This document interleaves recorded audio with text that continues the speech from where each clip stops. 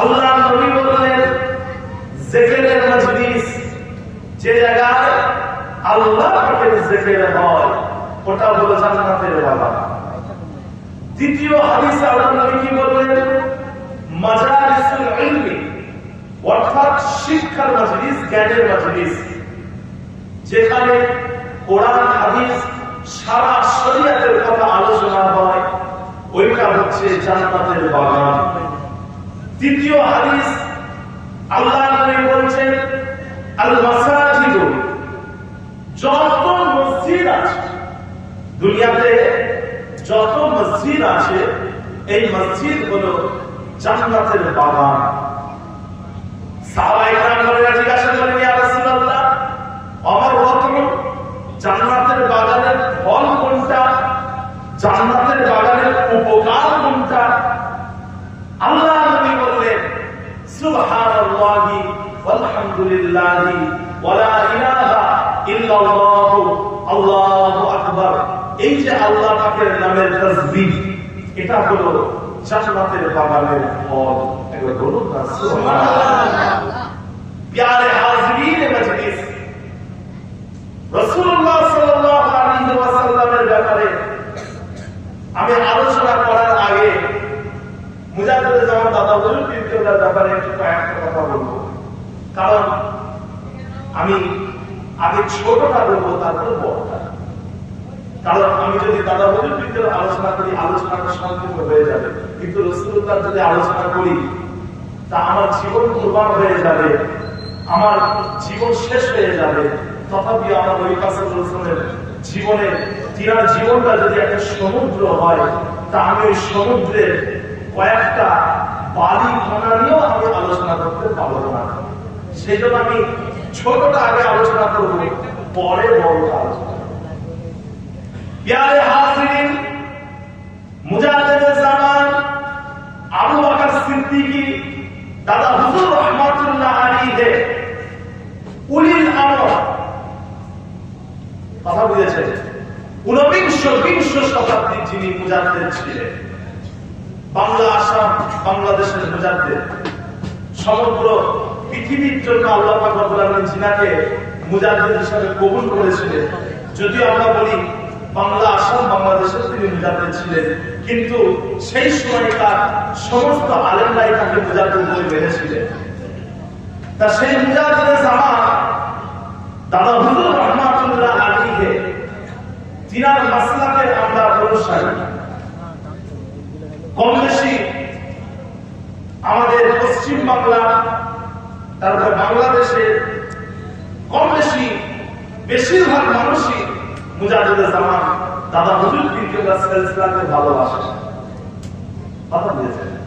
দাদা হুজুর পীর কেবলাকে মানার লোক কম থাকতে পারে, হয়তো দাদা হুজুর রহমাতুল্লাহকে অনেকে মানেন না, হতে পারে অন্য সিলসিলা অনুসারী, কেউ দেওবন্দি, কেউ বেরেলি, কেউ আজারগাছি, অন্য সিলসিলা অনুসারী হতেই পারে। কিন্তু মুজাদ্দিদে জামানকে ঘৃণা করার মানুষ কিন্তু কম পাওয়া যাবে। তাকে ঘৃণা করার মানুষ আপনি খুঁজে পাবেন না। আর যারা মুজাদ্দিদে জামানকে অপছন্দ করে, ঘৃণা করে, তার মানে জানতে হবে যে তারা দাদা হুজুর রহমাতুল্লাহের অবদান সম্পর্কে ন্যূনতম তাদের উপরে জ্ঞান নেই। তিনি যে খেদমত করে গেছেন, তিনি মুসলমানদের জন্য যে খেদমত করে গেছেন, সেই ব্যাপারে তাদের ন্যূনতম সামান্যটুকু জ্ঞান নেই। কথা বুঝতে পারছেন? প্যারে হাজিরিন, মুজাদ্দিদে জামান দাদা হুজুর পীর কেবলা যখন পাকা রাস্তা ছিল না, লাইটের ব্যবস্থা ছিল না, গাড়ি ঘোড়া ছিল না, সেই সময় মুজাদ্দিদে জামান দাদা হুজুর পীর কেবলা পালকি করে চলে, তারপরে ঘোড়ার গাড়ি করে, গরুর গাড়ি করে চলে, পায়ে হেঁটে ইসলামের প্রচার করেছেন। কথা বলেছেন মুজাদ্দিদে জামান তিনি তিনার সমগ্র জীবনে তিনি 1200 মাদ্রাসা নিজে হাতে তৈরি করেছেন। 1200 মাদ্রাসা, 700 মসজিদ তৈরি করেছেন। কথা বুঝেছেন? সেই মুজাদ্দিদে জামানের স্মরণে আপনারা ইসালের সওয়াব করছেন। দাদা হুজুর রাহমাতুল্লাহ আলাইহি সাথে তিনি হজ করতে গেছিলেন। হজ করতে গিয়ে তিনি সেখান থেকে মদিনা শরীফে গেছিলেন। মদিনা শরীফে গিয়ে তিনি শাইখুদ দালায়েল আমির রেজওয়ান সাহেবের কাছে 40টা হাদিসের সনদ গ্রহণ করেছিলেন। 40টা হাদিসের সনদ গ্রহণ করেছিলেন।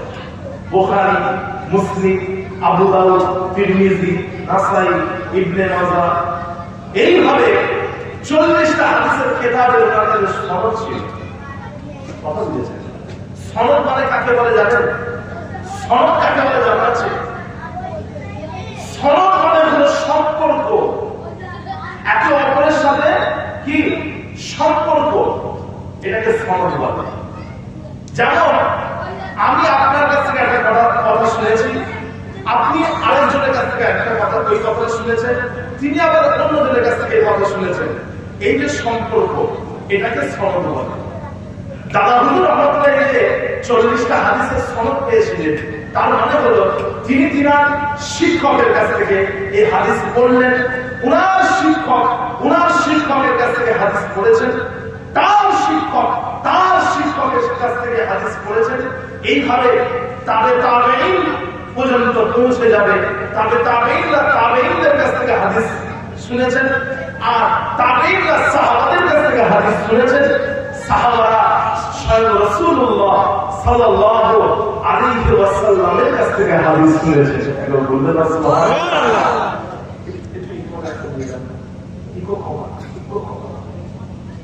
ঠিক আছে, বুঝতে পারছেন? এটাকে বলা হয় সনদ। মুজাহিদুল জামান দাদা হুজুর রহমাতুল্লাহ আলাইহি তিনি কিন্তু শিক্ষাকে ভালোবাসতেন, ইলমকে ভালোবাসতেন। আর পৃথিবীর বুকে যারা হকপন্থী, যারা সত্যের উপরে কায়েম থেকেছেন, তারা কিন্তু সকলে শিক্ষাকে ভালোবাসতেন।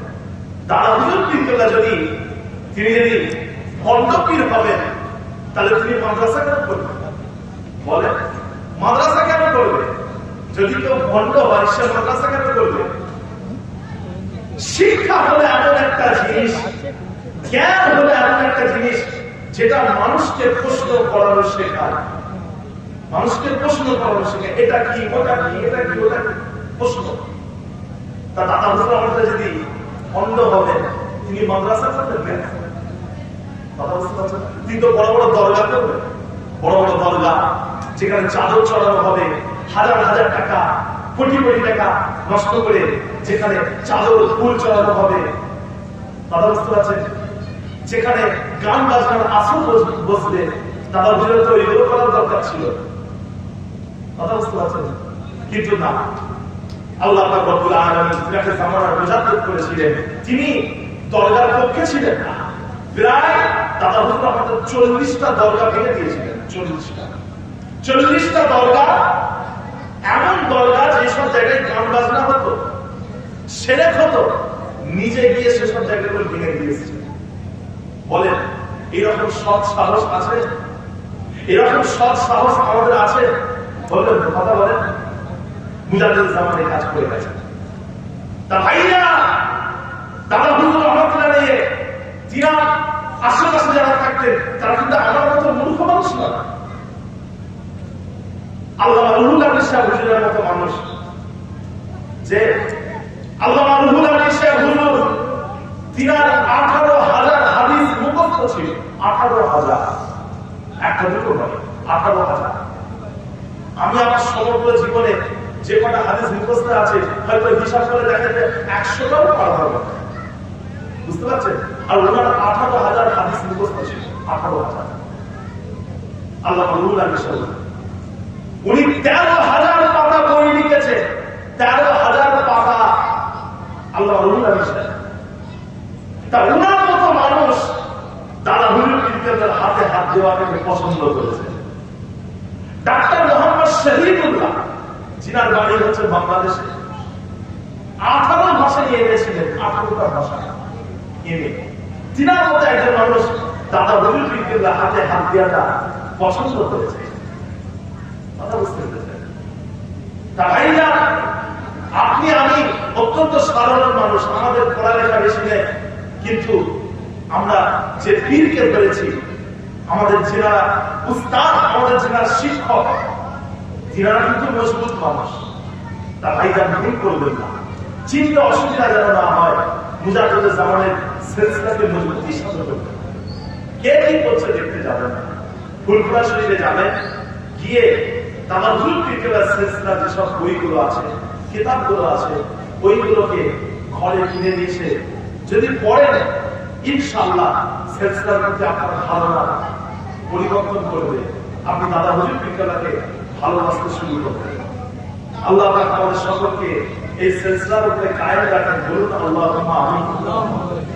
যে মুজাহিদুল জামান দাদা হুজুর রহমাতুল্লাহ আলাইহি মেজর সাহেবজাদা আল্লামা পীর মুফতি আজম মেজলা হুজুর পীর কেবলা রহমাতুল্লাহ আলাইহি, তিনি নিজে হাতে 65টা কিতাব লিখেছেন। 65টা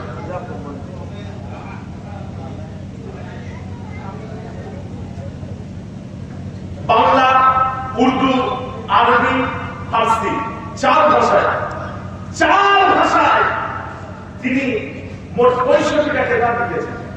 আল্লামা মেজলা হুজুর পীর কেবলা মূর্খ মানুষ, কথা বলেন না, মূর্খ মানুষ। তা ইনারা যদি দাদা হুজুরের হাতে হাত দিয়ে পছন্দ করে থাকে, তাহলে আপনি আমি কে হয়ে যায় যে দাদা হুজুর পীর কেবলাকে অপছন্দ করবো?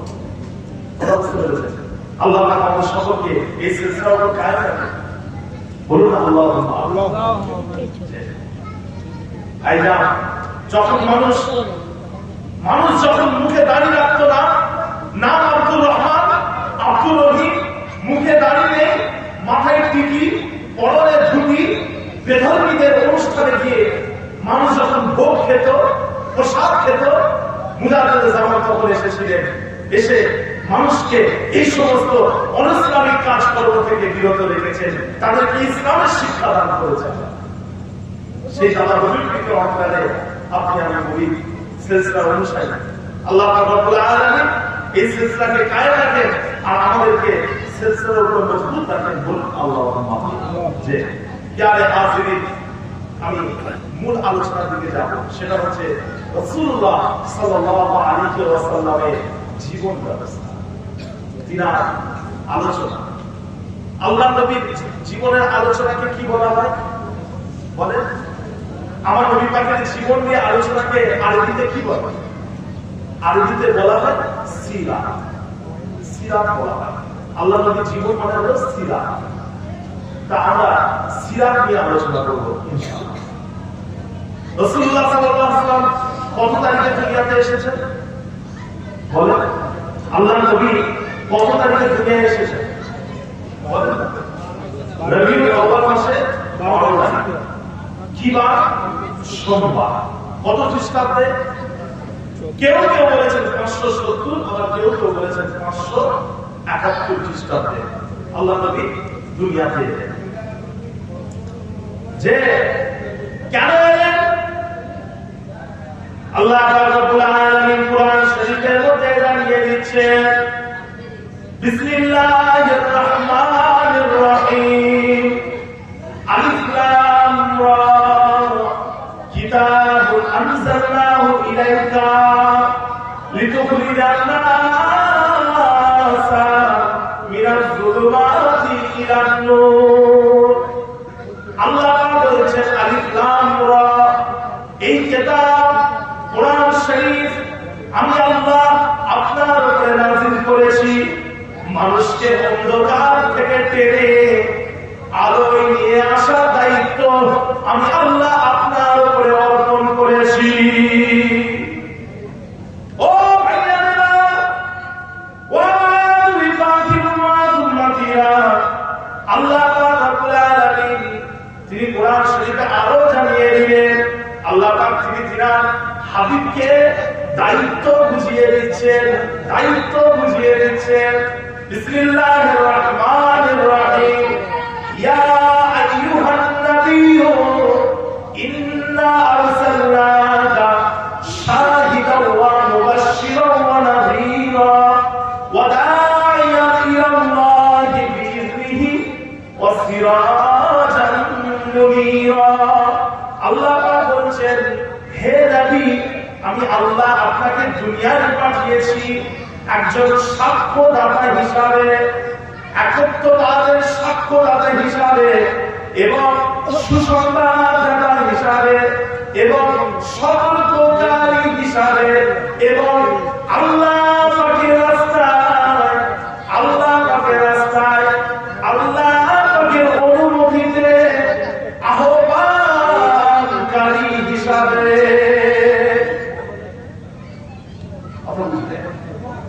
আল্লাহ নবী দুনিয়াতে এলেন রবিউল আউয়াল মাসে 12 তারিখে সোমবার দিনে। তা ভাইজান, এটা তো রবিউল আউয়াল মাস নয়, এটা তো রবিউল আউয়াল মাস নয়। তাহলে কি এই মাসে আল্লাহ নবীর জীবন নিয়ে আলোচনা করা যাবে না? প্রত্যেকটা সময় আল্লাহ নবীর জীবন নিয়ে আলোচনা করা যাবে। আমরা শুধুমাত্র 12 রবিউল আউয়ালে আমরা নবী দিবস পালন করি তা না। আমাদের কাছে সারাটা বছরের 365 দিনই আমাদের কাছে নবী দিবস। কথা বুঝলেন? হ্যাঁ, আপনি যদি শুধুমাত্র 12 রবিউল আউয়ালে করেন, সারা বছরে রাসূলের সুন্নতের ধার ধারে না, মুখে দাঁড়িয়ে 12 রবিউল আউয়ালে কথা বললেন, বেরিয়ে পড়লো সেই ছোট ছোট গাড়ি করে ডিজে দিয়ে বেরিয়ে পড়লো। এক শ্রেণীর মানুষ আছে না, এক শ্রেণীর মানুষ আছে সারা বছর নামাজ পড়বে, আর রবিউল আউয়াল মাসের 12 তারিখে নামাজ পড়ছে, মসজিদে এসে সেজদা করছে। কথা বললেন? প্যারে হাজির, আমরা কিন্তু নবীকে শুধুমাত্র নবীর আগমনের খুশিটা আমরা শুধুমাত্র 12 রবিউল আউয়ালে করি না, আমরা সারা বছর করি। আল্লাহ রাব্বুল আলামিন কোরআন মাজিদের মধ্যে জানিয়ে দিলেন, বিসমিল্লাহির রহমানির রহিম, কুল বিফাদলিল্লাহি ওয়া বিরহমাতিহি ফাবিযালিকা ফালইফরাহু। হে নবী, আপনি মানব জাতিকে জানিয়ে দেন, মানুষকে জানিয়ে দেন, বিফাদলিল্লাহি ওয়া বিরহমাতিহি, আল্লাহ পাকের দান, আল্লাহ পাকের রহমত, আল্লাহ পাকের রহমত, আল্লাহ পাকের দান।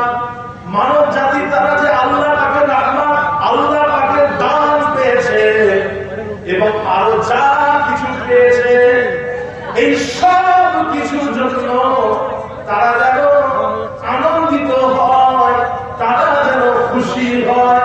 আল্লাহ পাক বলেছেন, তোমরা খুশি হও, তোমরা খুশি হও। খুশি হতে হবে। আল্লাহ নবী দুনিয়াতে এসেছেন, আমরা তার শেষ নবীর উম্মত, আমাদেরকে খুশি হতে হবে। তার খুশিটা হবে কি করে? শরীয়ত সম্মত ভাবে এমন কোন কাজ করবেন না যেটা ইসলামের বহির্ভূত কাজ। শরীয়ত সম্মত ভাবে খুশি পালন করতে হবে, বেদাত কাজকর্ম করা যাবে না। বুঝতে পারছেন? বেদাত কাজকর্ম করা যাবে না। আমার মাহফিলের পেছনে যারা কথা বলছে, আপনারা একটু কথাটা বন্ধ করবেন, মাহফিলের পেছনে কথা বলবেন না।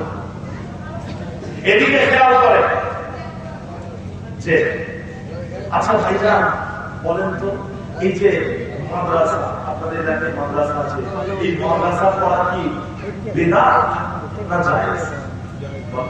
বেদাত না জায়েজ? আল্লাহ নবীর জামানায় মাদ্রাসা ছিল? মাদ্রাসা ছিল না? তাহলে কি হবে?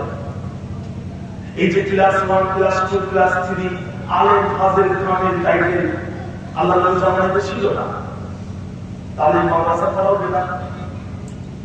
বুঝতে পারছেন? আচ্ছা ভাইরা, এই যে কবরে ফুল দেওয়া, চাদর ছড়ানো, এটা বেদাত না জায়েজ? বেদাত না জায়েজ? কথা বলবেন?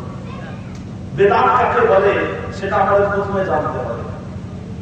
বেদাত হলো ওই জিনিসটা, হাদিস শরীফ থেকে যে সংজ্ঞা পাওয়া যায় সেটা হলো ইসলামের মধ্যে সওয়াবের উদ্দেশ্যে এমন কিছু কাজ করা যে কাজের মূল নীতি ইসলামের মধ্যে নেই।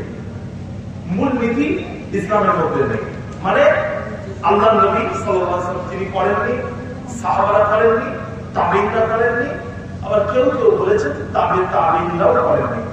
এই যে চারটে যুগ, সাহাবা, তাবেঈন, এই আল্লাহ রাসূল সাল্লাল্লাহু আলাইহি ওয়াসাল্লাম, সাহাবা, তাবেঈন, কেউ কেউ বলেছেন তাবে তাবেঈন, এই চারটে যুগে যেই কাজগুলো করা হয়নি ওইগুলো যদি কেউ সওয়াব মনে করে, আর যদি মনে করে যে এটাই ইসলাম, এটা ইসলামেরই কাজ, তাহলে বেদাত।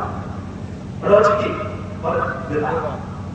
তাই যে মাদ্রাসা, আল্লাহ নবী জানার মাদ্রাসা ছিল না, কিন্তু আসহাবে সুফা ছিল।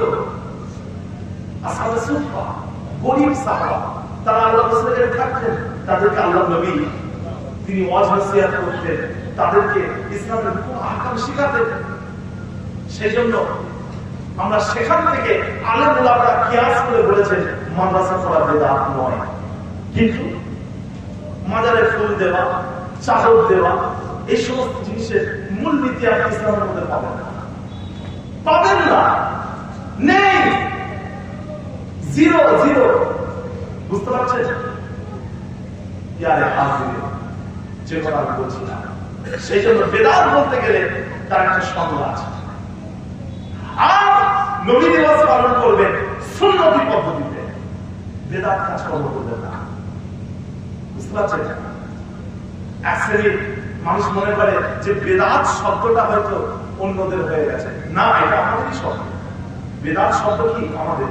এক শ্রেণীর মানুষ মনে করে এই বেদাত বেদাত বেদাত এগুলো তো আহলে হাদিসরা বলে, এরা তো দেওবন্দীরা বলে, না, সবাই বলে, সবাই বলে। বেদাত থেকে সাবধান থাকবে, খুব সাবধান। ইসলামের নতুন জিনিস প্রবেশ করা। তাবাইনা যে কথা বলছিলাম, আল্লাহ নবীর জামানায় আসহাবে সুফা ছিল, গরীব সাহাবা আল্লাহ রাসূলের কাছে। সেই জন্য মাদ্রাসা করা বেদাত নয়। নবী দিবস পালন করবেন সুন্নতি পদ্ধতিতে। আল্লাহ নবী, আল্লাহ হাবিব দুনিয়ার বুকে সোমবার দিনে এসেছিলেন। এই জন্য আপনার নবী পাক সোমবার দিনে রোজা রাখতেন। প্রত্যেক সোমবারে আপনার আমার নবী পাক রোজা রাখতেন। ও ভাইয়ারা, ও আমার নবী পাক উম্মতিরা, যদি আপনিও আমিও যদি এই সোমবার দিনে আল্লাহ নবী দুনিয়ায় এসেছেন, সেই জন্য প্রত্যেক সোমবারে যদি আপনি আমি রোজা রাখি, তাহলে এই রোজা রাখাটা হবে সুন্নাত। রাখতে পারেন, এই রোজাটা রাখতে পারেন, সওয়াব আছে। কিন্তু আপনার জন্মদিনে আপনি ধরেন অক্টোবর মাসের 6 তারিখে দুনিয়ায় এসেছেন, আমি কথা বলছি, আমার জন্ম হচ্ছে অক্টোবর মাসের 6 তারিখে। আমি যদি অক্টোবর মাসের 6 তারিখে কেক কাটি, বুঝতে পারছেন, এটা বেদাত।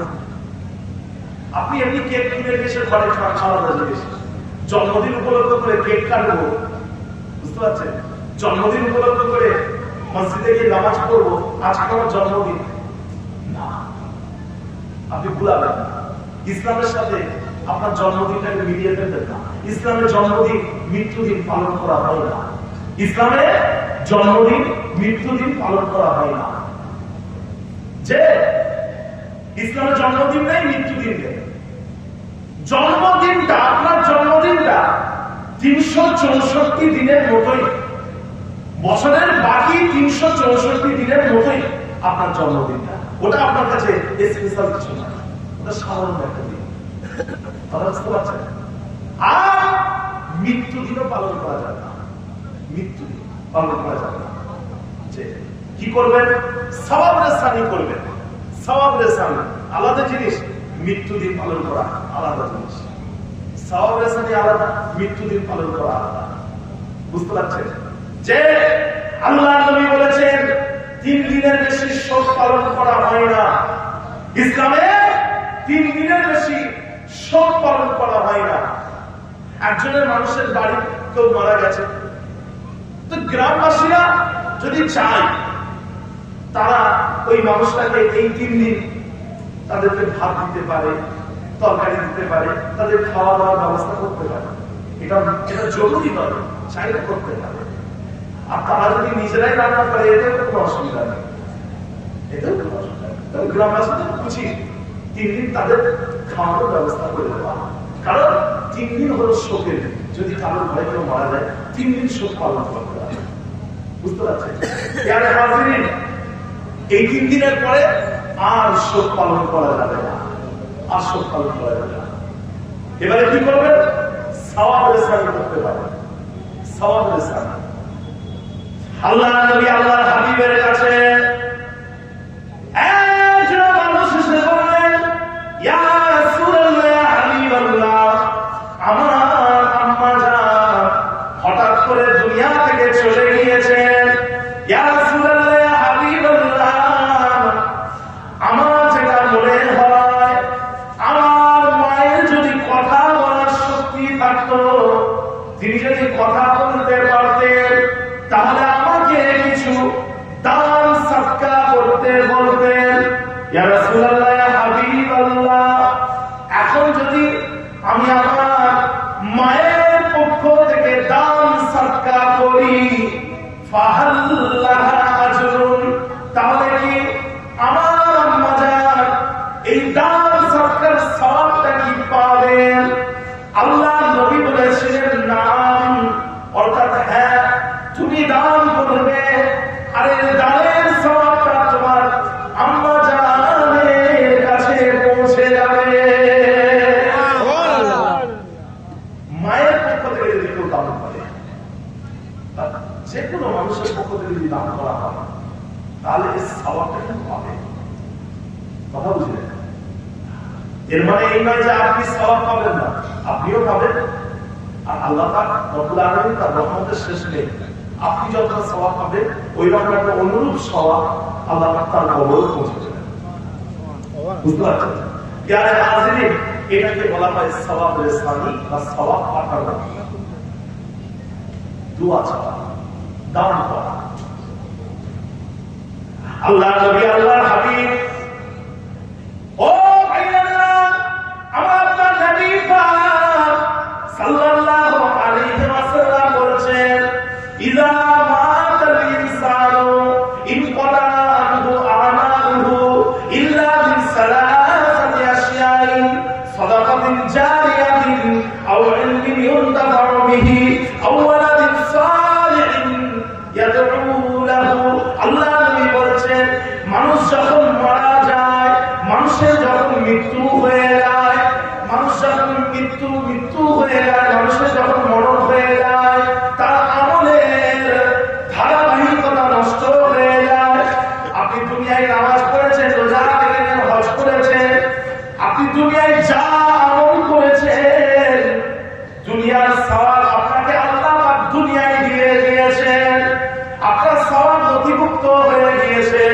কিন্তু 3টে আমল এমন আছে যে আমলগুলো করলে আপনার সওয়াব আপনার মৃত্যুর পরেও চালু থাকবে। প্রথম নম্বর হলো সাদকায়ে জারিয়া করা। সাদকায়ে জারিয়া এমন একটা দান যে দানটা চালু থাকবে, অব্যাহত থাকবে। আপনি মাদ্রাসায় দান করলেন, মসজিদে দান করলেন, আপনি রাস্তার ধারে একটা ফলানি কল করে দিলেন, একটা গাছ বসিয়ে মানুষের খাবারের ব্যবস্থা করে দিলেন, এই সব কিছুই হলো সাদকায়ে জারিয়া। যদি কেউ করে, এর সওয়াবটা কিন্তু কবরের মধ্যে পাবে। বুঝতে পারছেন? এই যে বাচ্চা ছেলেটা, এই বাচ্চার পিতা আব্বা যারা বাজারে গিয়ে ছেলের জন্য একটা আম কিনে নিয়ে এসেছে, আর আরেকটা বাচ্চা যে বসে আছে, তার আব্বা বাজারে গিয়ে ছেলেটার জন্য একটা চারা গাছ নিয়ে এসেছে, চারা গাছ, আমের চারা গাছ। তা ভাইজান, যে বাচ্চাটার হাতে আম দেওয়া হলো, সে খুশি হবে না যার বাপ তার সন্তানের জন্য গাছ নিয়ে এসেছে সে বেশি খুশি হবে? কে বেশি খুশি হবে? যার হাতে আম দেওয়া হচ্ছে, কারণ সে দেখতে পাচ্ছে, সে ফলটা দেখতে পাচ্ছে, কিন্তু এ তো ফল দেখতে পাচ্ছে না।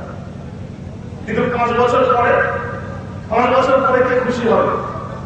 এতে খেয়ে ফেলেছে, হজম করে ফেলেছে, আর এ 5 বছর পরে পেটে এবার তার পাওয়া শুরু হলো, এবার সে পেতে থাকবে। সারাটা জীবন সে গাছ থেকে আম খাবে। তার সাদকায়ে জারিয়া হলো এটা। মানুষকে খাওয়ালেন, এটা তো ভালো জিনিস। মানুষকে খাওয়ানো, এটা তো ভালো জিনিস। আল্লাহ নবী বলেছেন, খায়রুকুম মান আতাআ আত-তাআম, তোমাদের মধ্যে ওই ব্যক্তিটা হলো শ্রেষ্ঠ যে মানুষকে খাওয়ায়। তো মানুষকে খাওয়ানো হচ্ছে শ্রেষ্ঠতম কাজ। মানুষকে খাওয়ালেন ভালো জিনিস, কিন্তু আপনি যদি সাদকায়ে জারিয়া করেন, এই সওয়াবটা কিন্তু আপনার কবরে পেতেই থাকবে। ও ভাইরা,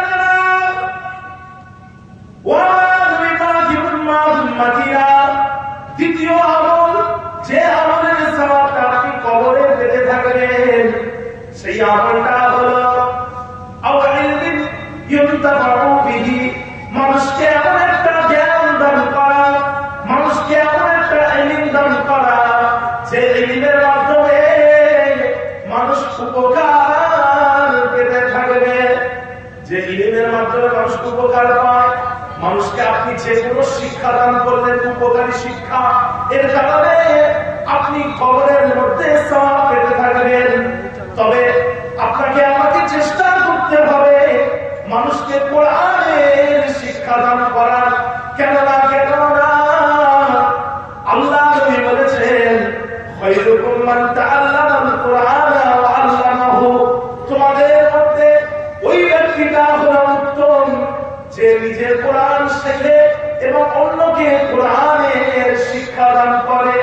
আপনি আমি যদি কোরআনের শিক্ষা দান করে কবরের মধ্যে চলে যায়, আল্লাহ রাব্বুল আলামিন এই কোরআন শিক্ষা দানের কারণে আমাদের কবরে সওয়াব পৌঁছাবে। আমি একজনকে কোরআন পড়ালাম, কোরআন শরীফ, সে আরো একজনকে কোরআন শরীফ পড়ালো, সে আবার আরেকজনকে পড়ালো।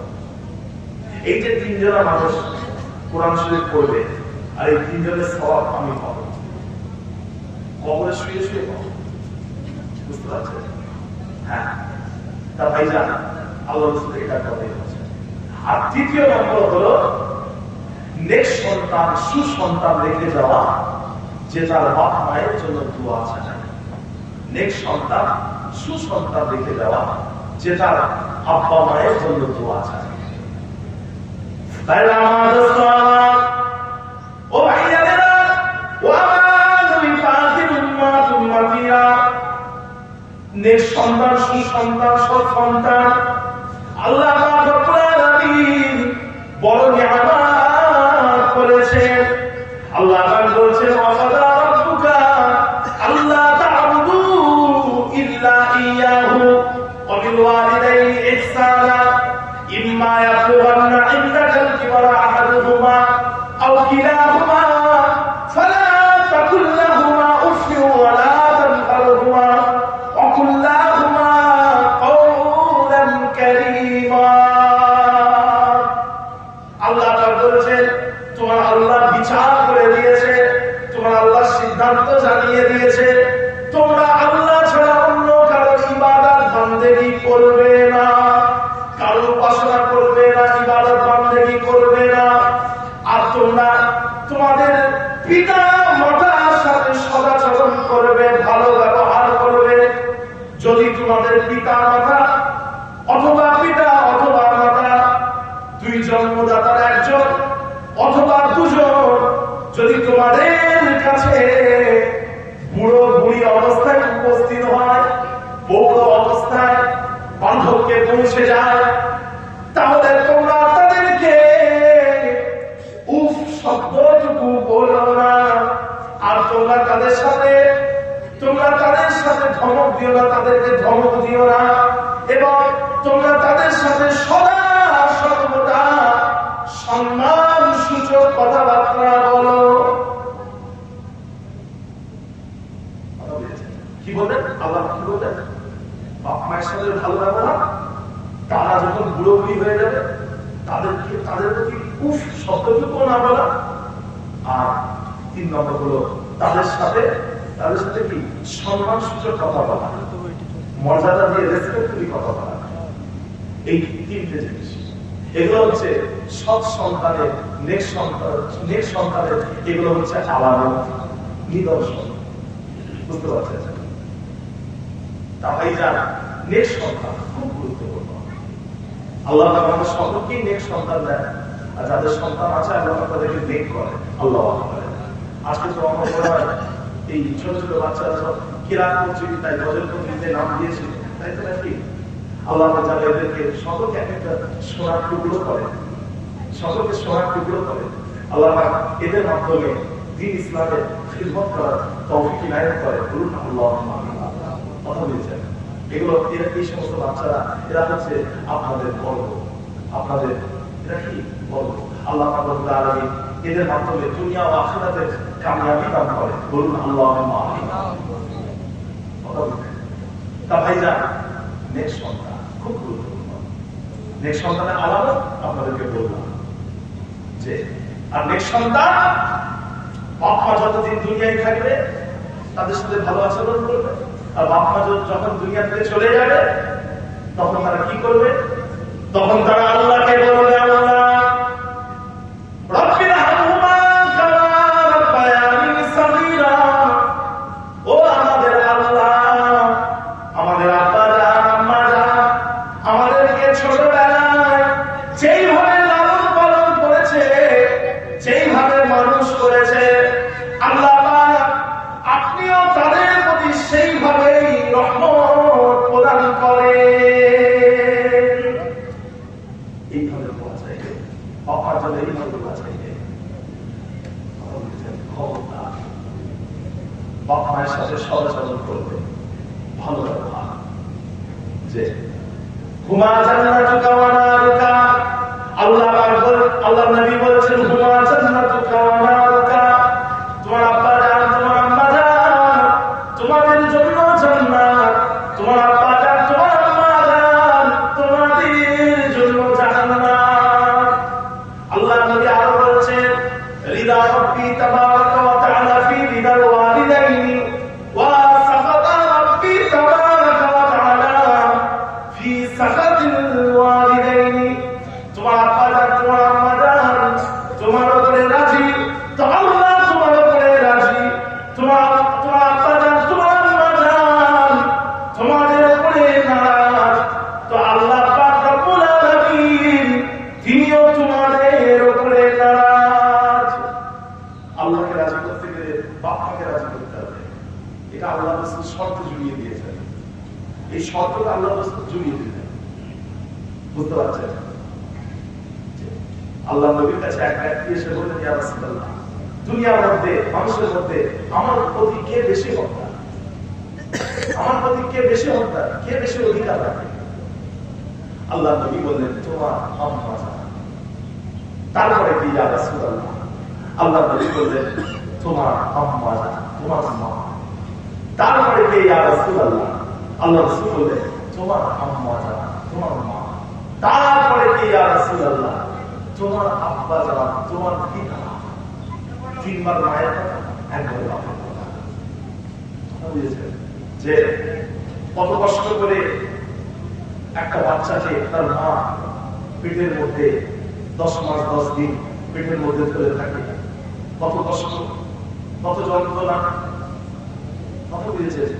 সেই মায়ের অধিকারটাকে আল্লাহ রাসূল বলেছেন, সেই মায়ের অধিকারটা হচ্ছে বেশি। কথা বুঝেছেন না?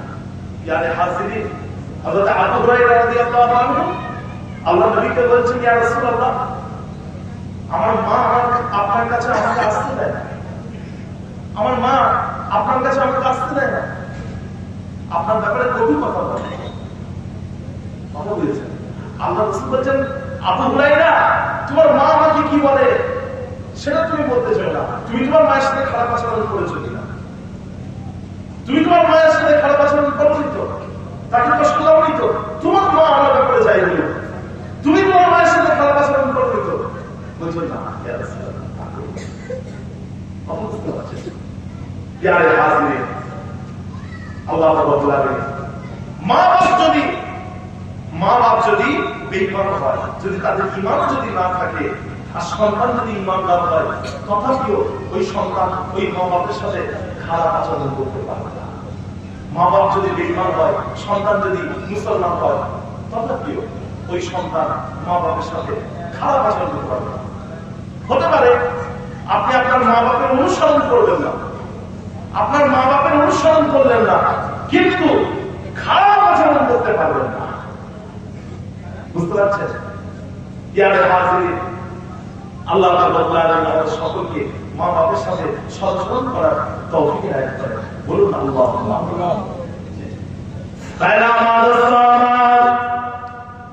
ও ভাইয়েরা, ও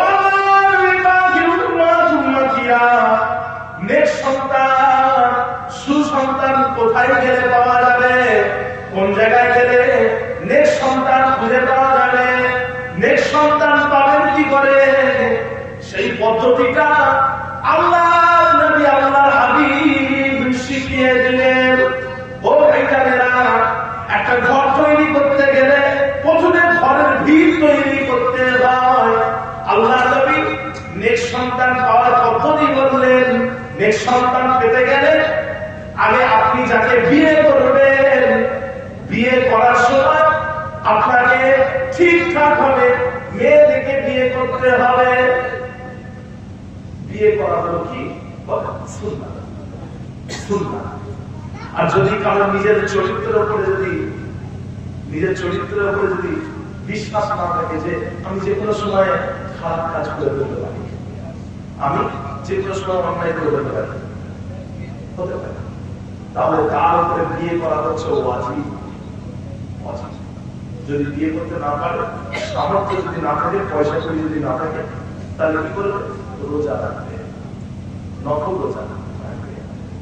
যদি কেউ মনে করে যে আমার টাকা পয়সা নিয়ে গরিব মানুষ, আবার আমার চরিত্র হয়তো ভালো নয়, কি করবে?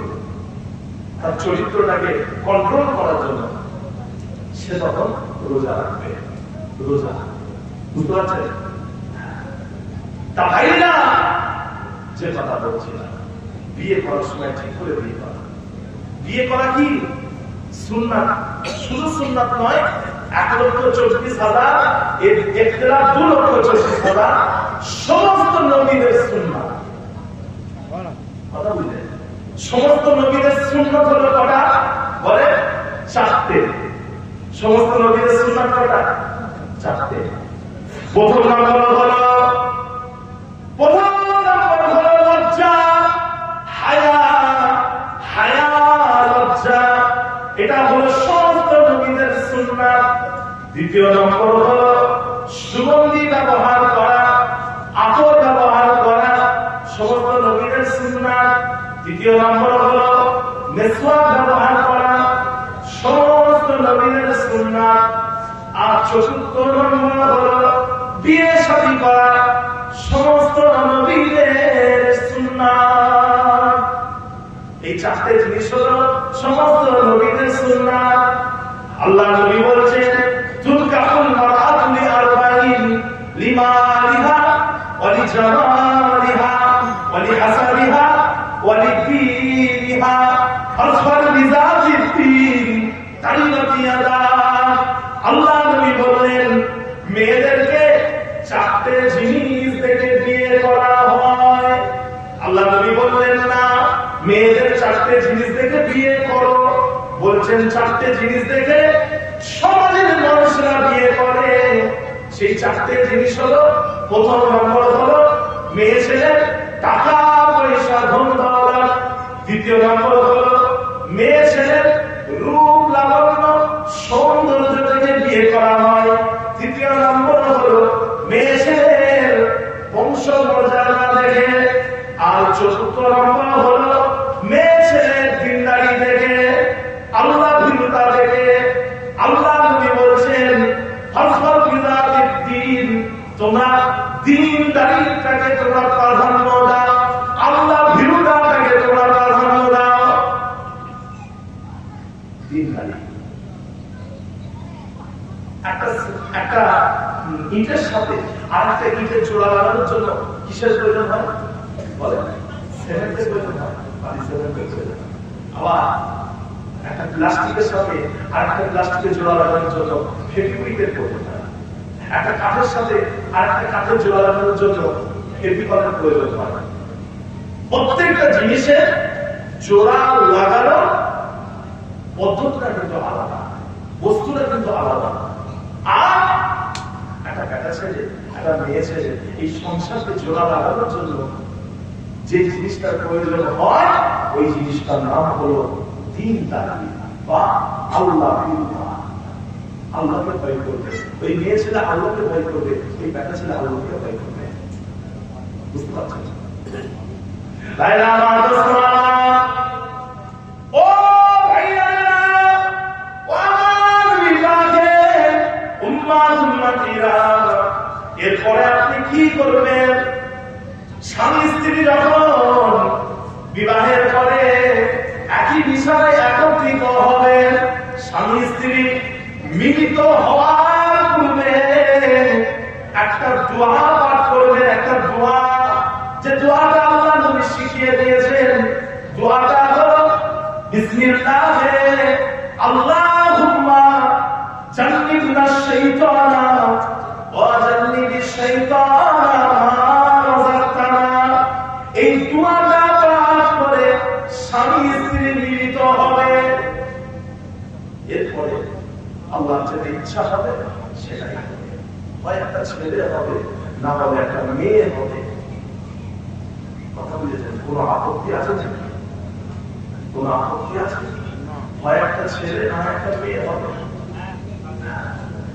ভাইজান, আল্লাহ রাসূল সাল্লাল্লাহু আলাইহি ওয়াসাল্লামের কটা মেয়ে ছিল? চারটে মেয়ে।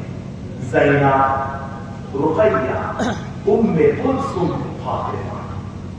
যায়নাব, রুকাইয়া, উম্মে কুলসুম, ফাতিমা। আল্লাহ নবী কটা মেয়ে বলেন? চারটে মেয়ে। ছেলে কথা কেউ কেউ বলেছেন তিনটে, কেউ কেউ বলেছেন চারটে। তা এই যে আল্লাহ নবী সাল্লাল্লাহু আলাইহি ওয়াসাল্লামের পুত্র সন্তানেরা, এরা কিন্তু সাবালক হননি। সাবালকত্বে পৌঁছানোর আগে এরা কিন্তু সব দুনিয়াতে চলে গেছে, মানে বাচ্চা বয়সে দুনিয়াতে চলে গেছে, সাবালক হননি।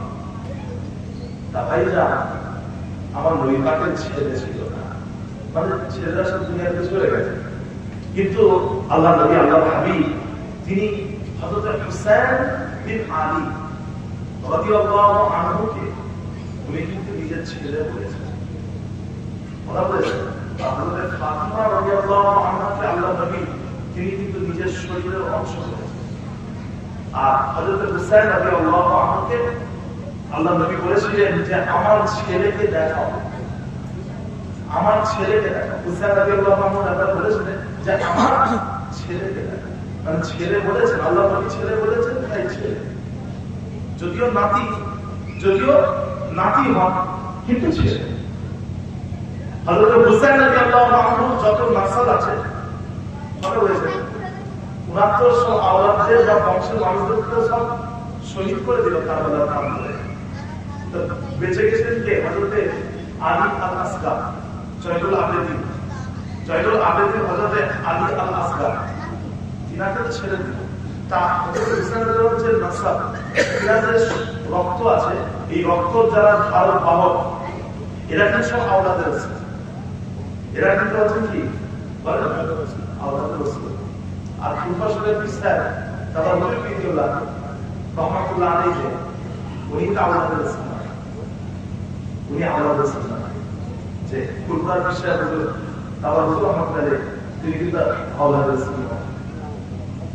যে উনি হচ্ছে হযরত আবু বকর as-সিদ্দিক রাদিয়াল্লাহু আনহু, মুসলিম জাহানের প্রথম খলিফা। উনি হচ্ছেন কি ওনার রক্তের খাবার খাওয়া, ওনার নাসব। কথা বলেছেন বনু তাইম গোত্র বলে একটা গোত্র ছিল, ওই গোত্রের মানুষ। তারা রাসূল রহমাতুল্লাহ আলাইহি, উনি হচ্ছেন ওই গোত্রের। আপনার হযরত সিদ্দিক আকবর রাদিয়াল্লাহু আনহু, তিনি হচ্ছেন ওই গোত্রের। বনু তাইম ওখান থেকে আসছে, ওখান থেকে এই বংশটা আসছে। তা ভাইজান, আল্লাহ নবী বলেছে চারটে বংশ। কটা বংশ বলে? চারটে বংশ। আল্লাহ নবী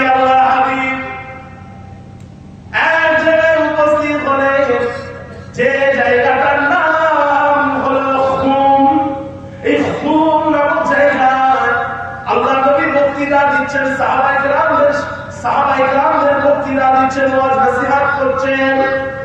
আল্লাহ নবী আল্লাহ হাবিব প্রথমে আল্লাহ নবীর প্রশংসা করলেন, তারপরে আল্লাহ নবী সাহাবায়ে কেরামদেরকে বললেন, শোনো আল্লাহ পাক রব্বুল আলামিন আমাকে মানুষ করেছেন, আর আল্লাহ পাক আমার কাছে খুব তাড়াতাড়ি মালাকুল মউতকে পাঠিয়ে দেবেন, অর্থাৎ আমি দুনিয়া থেকে চলে যাব। ও আমার সাহাবারা, তোমাদের কাছে আমি দুটো জিনিস রেখে যাচ্ছি, এই দুটো জিনিসকে তোমরা খুব মজবুতির সাথে ধরবে। প্রথমটা হলো কোরআন। কোরআন হলো হেদায়েত, কোরআন হলো নূর। তোমরা কোরআনকে মজবুতির সাথে ধরবে। আর দ্বিতীয় নম্বর হলো আহলে বায়ত। তোমরা আমার আহলে বায়তের ব্যাপারে আমি তোমাদেরকে আল্লাহর কথা স্মরণ করিয়ে দিচ্ছি। আল্লাহ নবী বলেন, আমার আহলে বায়তের ব্যাপারে তোমাদেরকে আল্লাহর কথা স্মরণ করিয়ে দিচ্ছি। আহলে বায়ত কারা? আহলে বায়ত হলেন 4টে বংশ। প্রথম হচ্ছে বনু আব্বাস। বনু আব্বাস, আব্বাস কে ছিলেন? হযরত আব্বাস ছিলেন রাসূলুল্লাহ সাল্লাল্লাহু আলাইহি ওয়াসাল্লামের চাচা সাহাবা। দ্বিতীয় বনু আলী, বনু আলী। তৃতীয় বনু হযরত আলী রাদিয়াল্লাহু তাআলা বলতেন, জানেন রাসূলুল্লাহ সাল্লাল্লাহু আলাইহি ওয়াসাল্লামের জামাই এবং সাহাবা এবং চাচাতো ভাই হযরত আলী। তৃতীয় বনু আকিল, বনু আকিল। চতুর্থ বনু জাফর, জাফর আত-তাইয়া। এই 4টে বংশ, আব্বাস, আলী, জাফর, আকিল রিদওয়ানুল্লাহি তাআলা আলাইহিম আজমাইন। এই 4টে বংশের যারা অনুসারী, এরা এই 4টে বংশের যারা মানুষ, তারা হচ্ছে আহলে বায়ত। তারা কি বলেন না গো? আল্লাহ নবীর ঘরবাসী আহলে বায়ত। তাই না যে কথা আমি বলছিলাম যে আহলে বায়তের সম্মান করা, আহলে বায়তের সম্মান করা। আল্লাহ পাক তৌফিক দান করেন, বলুন আল্লাহুম্মা আমিন। তাদের খেয়াল রাখা। তো আমি যে কথা বলতে বলতে এদিকে এলাম যে স্বামী স্ত্রী এক জায়গায় হলে তারা কি করবে? এই দোয়াটা করবে, সেটা হলো বিসমিল্লাহে আল্লাহুম্মা জান্নিবনা শাইতানা ওয়া জান্নিবিশ শাইতানা মা রাযাকতানা। তারপরে আল্লাহ পাক রব্বুল আলামিন ছেলে অথবা মেয়ে দেবে। আল্লাহ যেটা হুকুম করে সেটা হবে, হয় আপনার একটা ছেলে হবে, না হয় মেয়ে হবে। তখন যখন আপনার বাচ্চা হবে, তখন আপনার প্রথম কাজ হলো কি? তখন আপনার প্রথম কাজ হলো বাচ্চার কানে আযান দিয়ে দেওয়া। বাচ্চার কানে আযান দিয়ে দেওয়া। আল্লাহু আকবার, আল্লাহু আকবার, আল্লাহু আকবার, আল্লাহু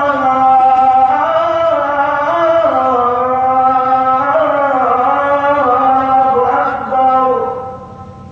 আযান দিয়ে দেওয়া, বাচ্চার কানে আযান। তারপরে কাজ হলো বাচ্চার আকিকা দেওয়া, আকিকা দেওয়া।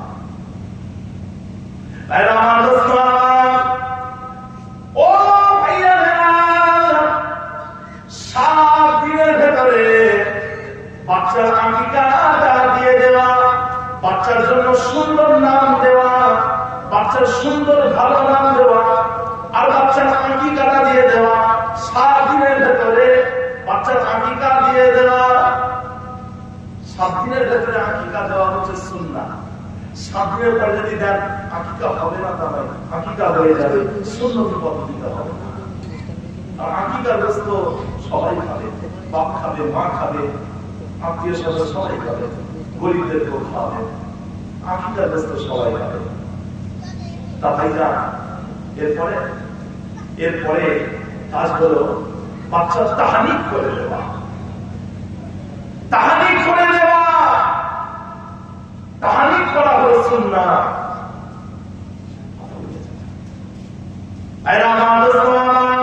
আপনার ঘরে যখন একটা ফুটফুটে বাচ্চা আসবে, ওই সময় আপনার কাজ হলো একটা আল্লাহওয়ালা মানুষকে আপনার ঘরে দাওয়া করে নিয়ে আসা। যদি তার সম্ভব না হয়, একটা আল্লাহওয়ালা মানুষের কাছে আপনার বাচ্চাটাকে নিয়ে যাবেন। যদি তার সম্ভব না হয়, আপনি যদি নিজে করেন তাতেও কোনো অসুবিধা নাই। একটা খেজুরকে মুখের মধ্যে নিয়ে চিবিয়ে নরম করে ফেলে ওই খেজুরের একটা নরম অংশ মুখের ভেতর থেকে বার করে বাচ্চার মুখের ভেতরে লাগিয়ে দেওয়া, এই জিনিসটাকে বলা হয় তাহানিক করা। এই তাহানিক করা হলো সুন্নত। মক্কার যে সমস্ত মানুষেরা মদিনায় গেছিলেন হিজরত করে, তাদেরকে কি বলে? মুহাজির। আর মদিনার মানুষরা যারা মক্কাবাসীকে সাহায্য করেছেন, ইনাদেরকে বলা হয় আনসার। আল্লাহ নবী মক্কা থেকে মদিনায় হিজরত করে, মদিনায় কোনো তাদের বাচ্চা কাচ্চা হচ্ছে না। মক্কার মানুষরা গেছেন মদিনায়, তাদের কোনো বাচ্চা কাচ্চা হচ্ছে না। মদিনার মানুষরা মনে করলেন মক্কার মানুষদের হয়তো বাচ্চা জন্ম দেওয়ার ক্ষমতা নেই, শক্তি নেই। তাদের এই ধারণাকে যিনি ভুল প্রমাণ করলেন, তিনি হলেন সিদ্দিকে আকবর রাদিয়াল্লাহু আনহুর বড় মেয়ে আয়েশা রাদিয়াল্লাহু আনহার বড় বোন হযরতে আসমা বিনতে আবি বকর রাদিয়াল্লাহু আনহা। তিনি কি করলেন? তিনার একটা সন্তান হলো, খুবই সুন্দর একটা বাচ্চা, দেখাচ্ছে। ওই বাচ্চাটাকে নিয়ে প্রথমেই আল্লাহ রাসূলের কাছে যাওয়া হয়েছে, আল্লাহ নবীকে দেখানোর জন্য। রাসূলুল্লাহ সাল্লাল্লাহু আলাইহি ওয়াসাল্লাম একটা খেজুর নিয়ে মুখের মধ্যে দিয়ে চিবিয়ে নরম করে মুখের ভেতর থেকে খেজুরের একটা নরম অংশ বার করে বাচ্চার মুখের ভিতর দিয়ে দিলেন। হাদিস শরীফের মধ্যে এসেছে ওই বাচ্চার পেটের মধ্যে সর্বপ্রথম যে খাবারটা প্রবেশ করেছিল ওটা মায়ের দুধ নয়, ওটা হচ্ছে রাসূলুল্লাহ সাল্লাল্লাহু আলাইহি ওয়াসাল্লামের পবিত্র ঝুঁটো ওনার পেটে গেছিল। তা ওই বাচ্চাটার নাম কি জানেন? ওনার নামই হলো হযরতে আব্দুল্লাহ ইবনে জুবায়ের। বিখ্যাত সাহাবী, কথা বলেছেন। তা ভাইজান হযরতে আব্দুল্লাহ ইবনে জুবায়ের, কাফেররা ওনাকে হত্যা করে ওনার শরীরটা কাবা শরীফের দেওয়ালে টাঙিয়ে দিয়েছিল, মেরে না কাবা শরীফের দেওয়ালে টাঙিয়ে দিয়েছিল। তা ভাইজান ওনার বিষয়ে আলোচনা পরে হবে ইনশাআল্লাহ। তা ওনাকে আল্লাহ নবী খেজুর মুখে ভাগ করে ওনার খেজুর ওনার মুখে দিয়েছিলেন। আর এই জিনিসটাকে বলা হয় তাহমিদ করা। ভাইরা আমার, দোস্ত আমার, ও ভাইরা, ও আমার উম্মতিরা, ও ভাইরা, এরপরে আপনার কাজ হলো বাচ্চার জন্য দোয়া চাওয়া, বাচ্চার বরকতের জন্য দোয়া চাওয়া। তারপরে কাজ হলো বাচ্চার মুসলমানি দিয়ে দেওয়া, বাচ্চার মুসলমানের সময় মতো দিয়ে দেওয়া। আর তারপরে আপনাকে আমাকে বাচ্চাদের নেক করার জন্য, সৎ করার জন্য আগে নিজেদেরকে নেক হতে হবে, নিজেদেরকে সৎ হতে হবে। বাচ্চার সামনে অন্যায় করবেন না, অন্যায় করবেন না। আপনি কয়েকটা জিনিস আপনাদেরকে বলি। ঘরে ছোট বাচ্চা আছে, আর ওই বাচ্চার সামনে স্বামী যদি স্ত্রীকে রাগারাগি করে, ধমক দেয়, মারধর করে, তাহলে কিন্তু মনে রাখবে এই বাচ্চাটা কিন্তু আপনার কাছ থেকে শিখবে। আপনি যাই করবেন, বাপ মা যাই করবে, সন্তান কিন্তু ওই বাপ মায়ের কাছ থেকে শিখবে। আগে সন্তানদের ঠিক হতে হবে, এই বাপ মাকে ঠিক হতে হবে, তারপর সন্তান ঠিক হবে।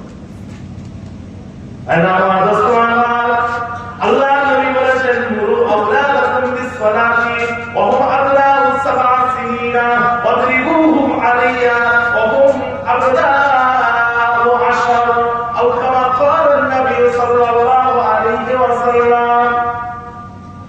আল্লাহ নবী বলেছেন, তোমাদের বাচ্চারা, তোমাদের সন্তানেরা, তারা যখন 7 বছরের হয়ে যাবে, 7 বছরের, তাদেরকে নামাজের আদেশ দাও, নামাজ পড়তে বলো।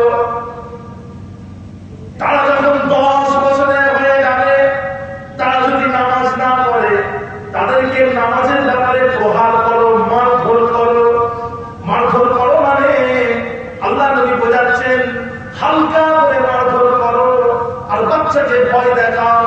বাচ্চাকে ধমক দাও, আর বাচ্চা যখন 10 বছরের হয়ে যাবে বাচ্চার বিছানাটা আলাদা করে দেওয়া। 10 বছরের বাচ্চা হলে বিছানা কি করবে বলে না, আলাদা। দরকার হলে ঘর আলাদা করে দেবে।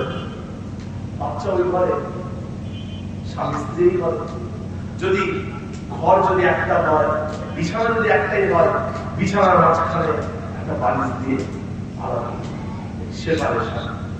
স্বামী স্ত্রীর দিকে, বাচ্চা ওই দিকে, একই বিছানায় শুতে পারবে না।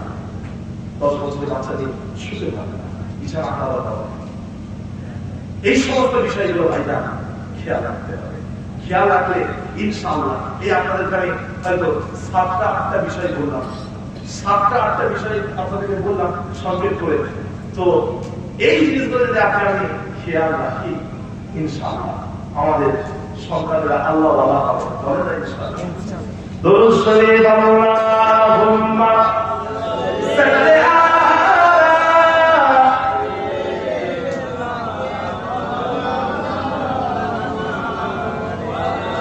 ولا آل سيدنا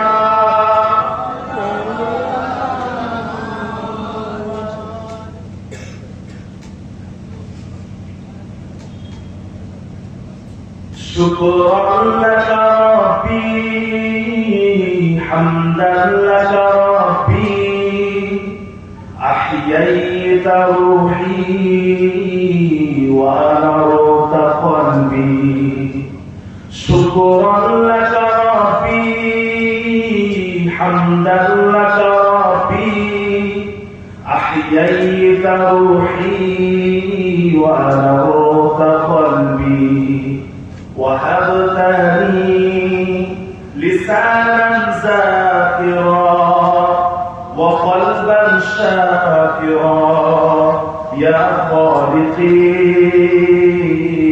وهبتني لسانا ذاكرا وقلبا شاكرا يا خالقي إنني سعيد عشت من جديد لفعل ما أريد ما أريد باسمك قيومي أصحو من نومي بك يحلو يومي يحلو يومي وهبتني لسانا ذاكرا وقلبا شاكرا يا خالقي وهبتني لسانا ذاكرا وقلبا شاكرا يا خالقي إنني سعيد عشت من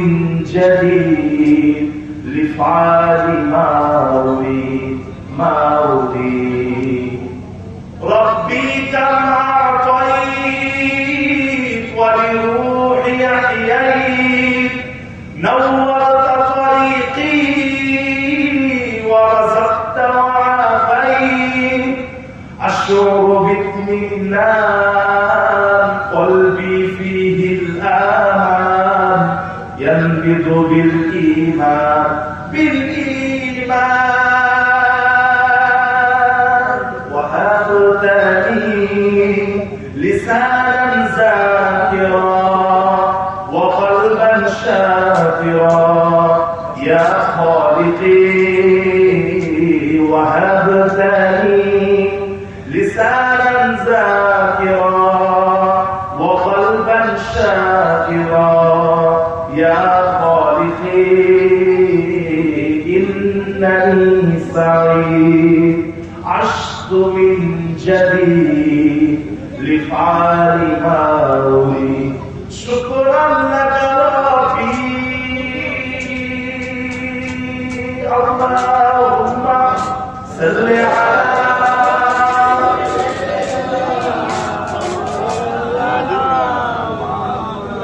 ولا آل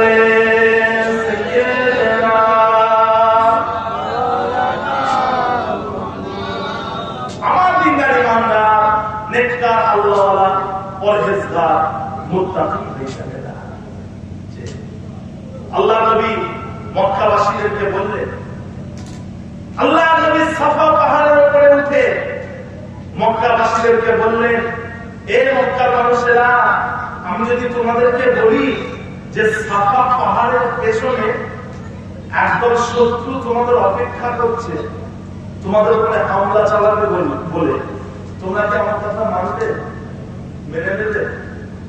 সবাই বলবে, হ্যাঁ হে মুহাম্মদ, আমরা তো তোমাকে সত্যবাদী হিসাবেই জানি, ছোটবেলা থেকে তুমি কোনোদিন মিথ্যা কথা বলনি, কোনোদিন মিথ্যা কথা বলনি।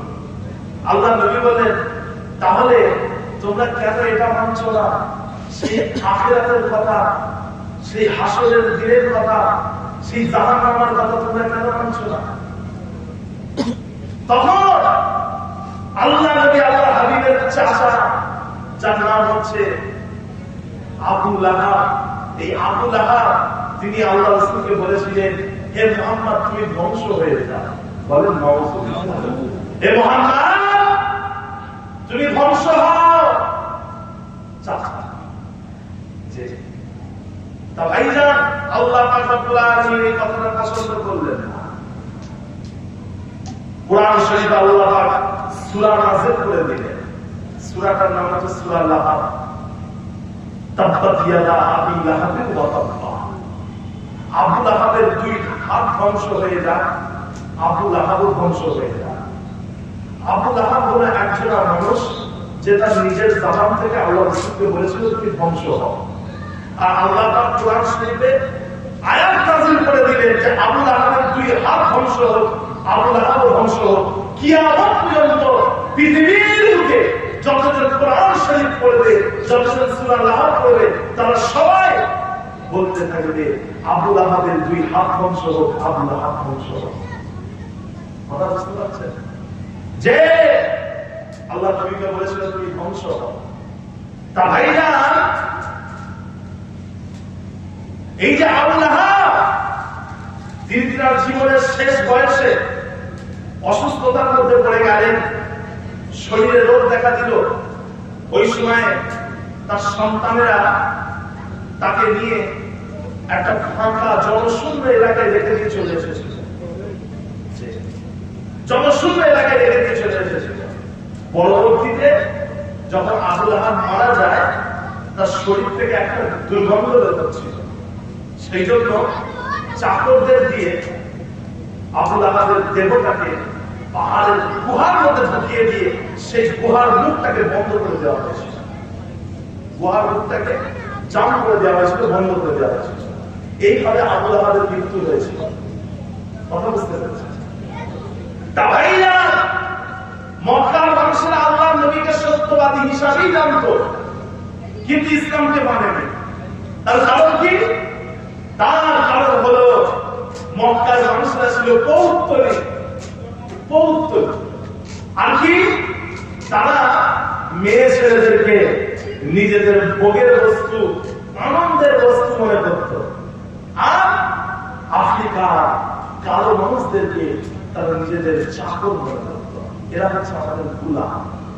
আর ইসলাম যখন এলো, ইসলাম বলল এই যে মূর্তি তোমরা উপাসনা করো, এই মূর্তিগুলোকে দিকে ফেলতে হবে।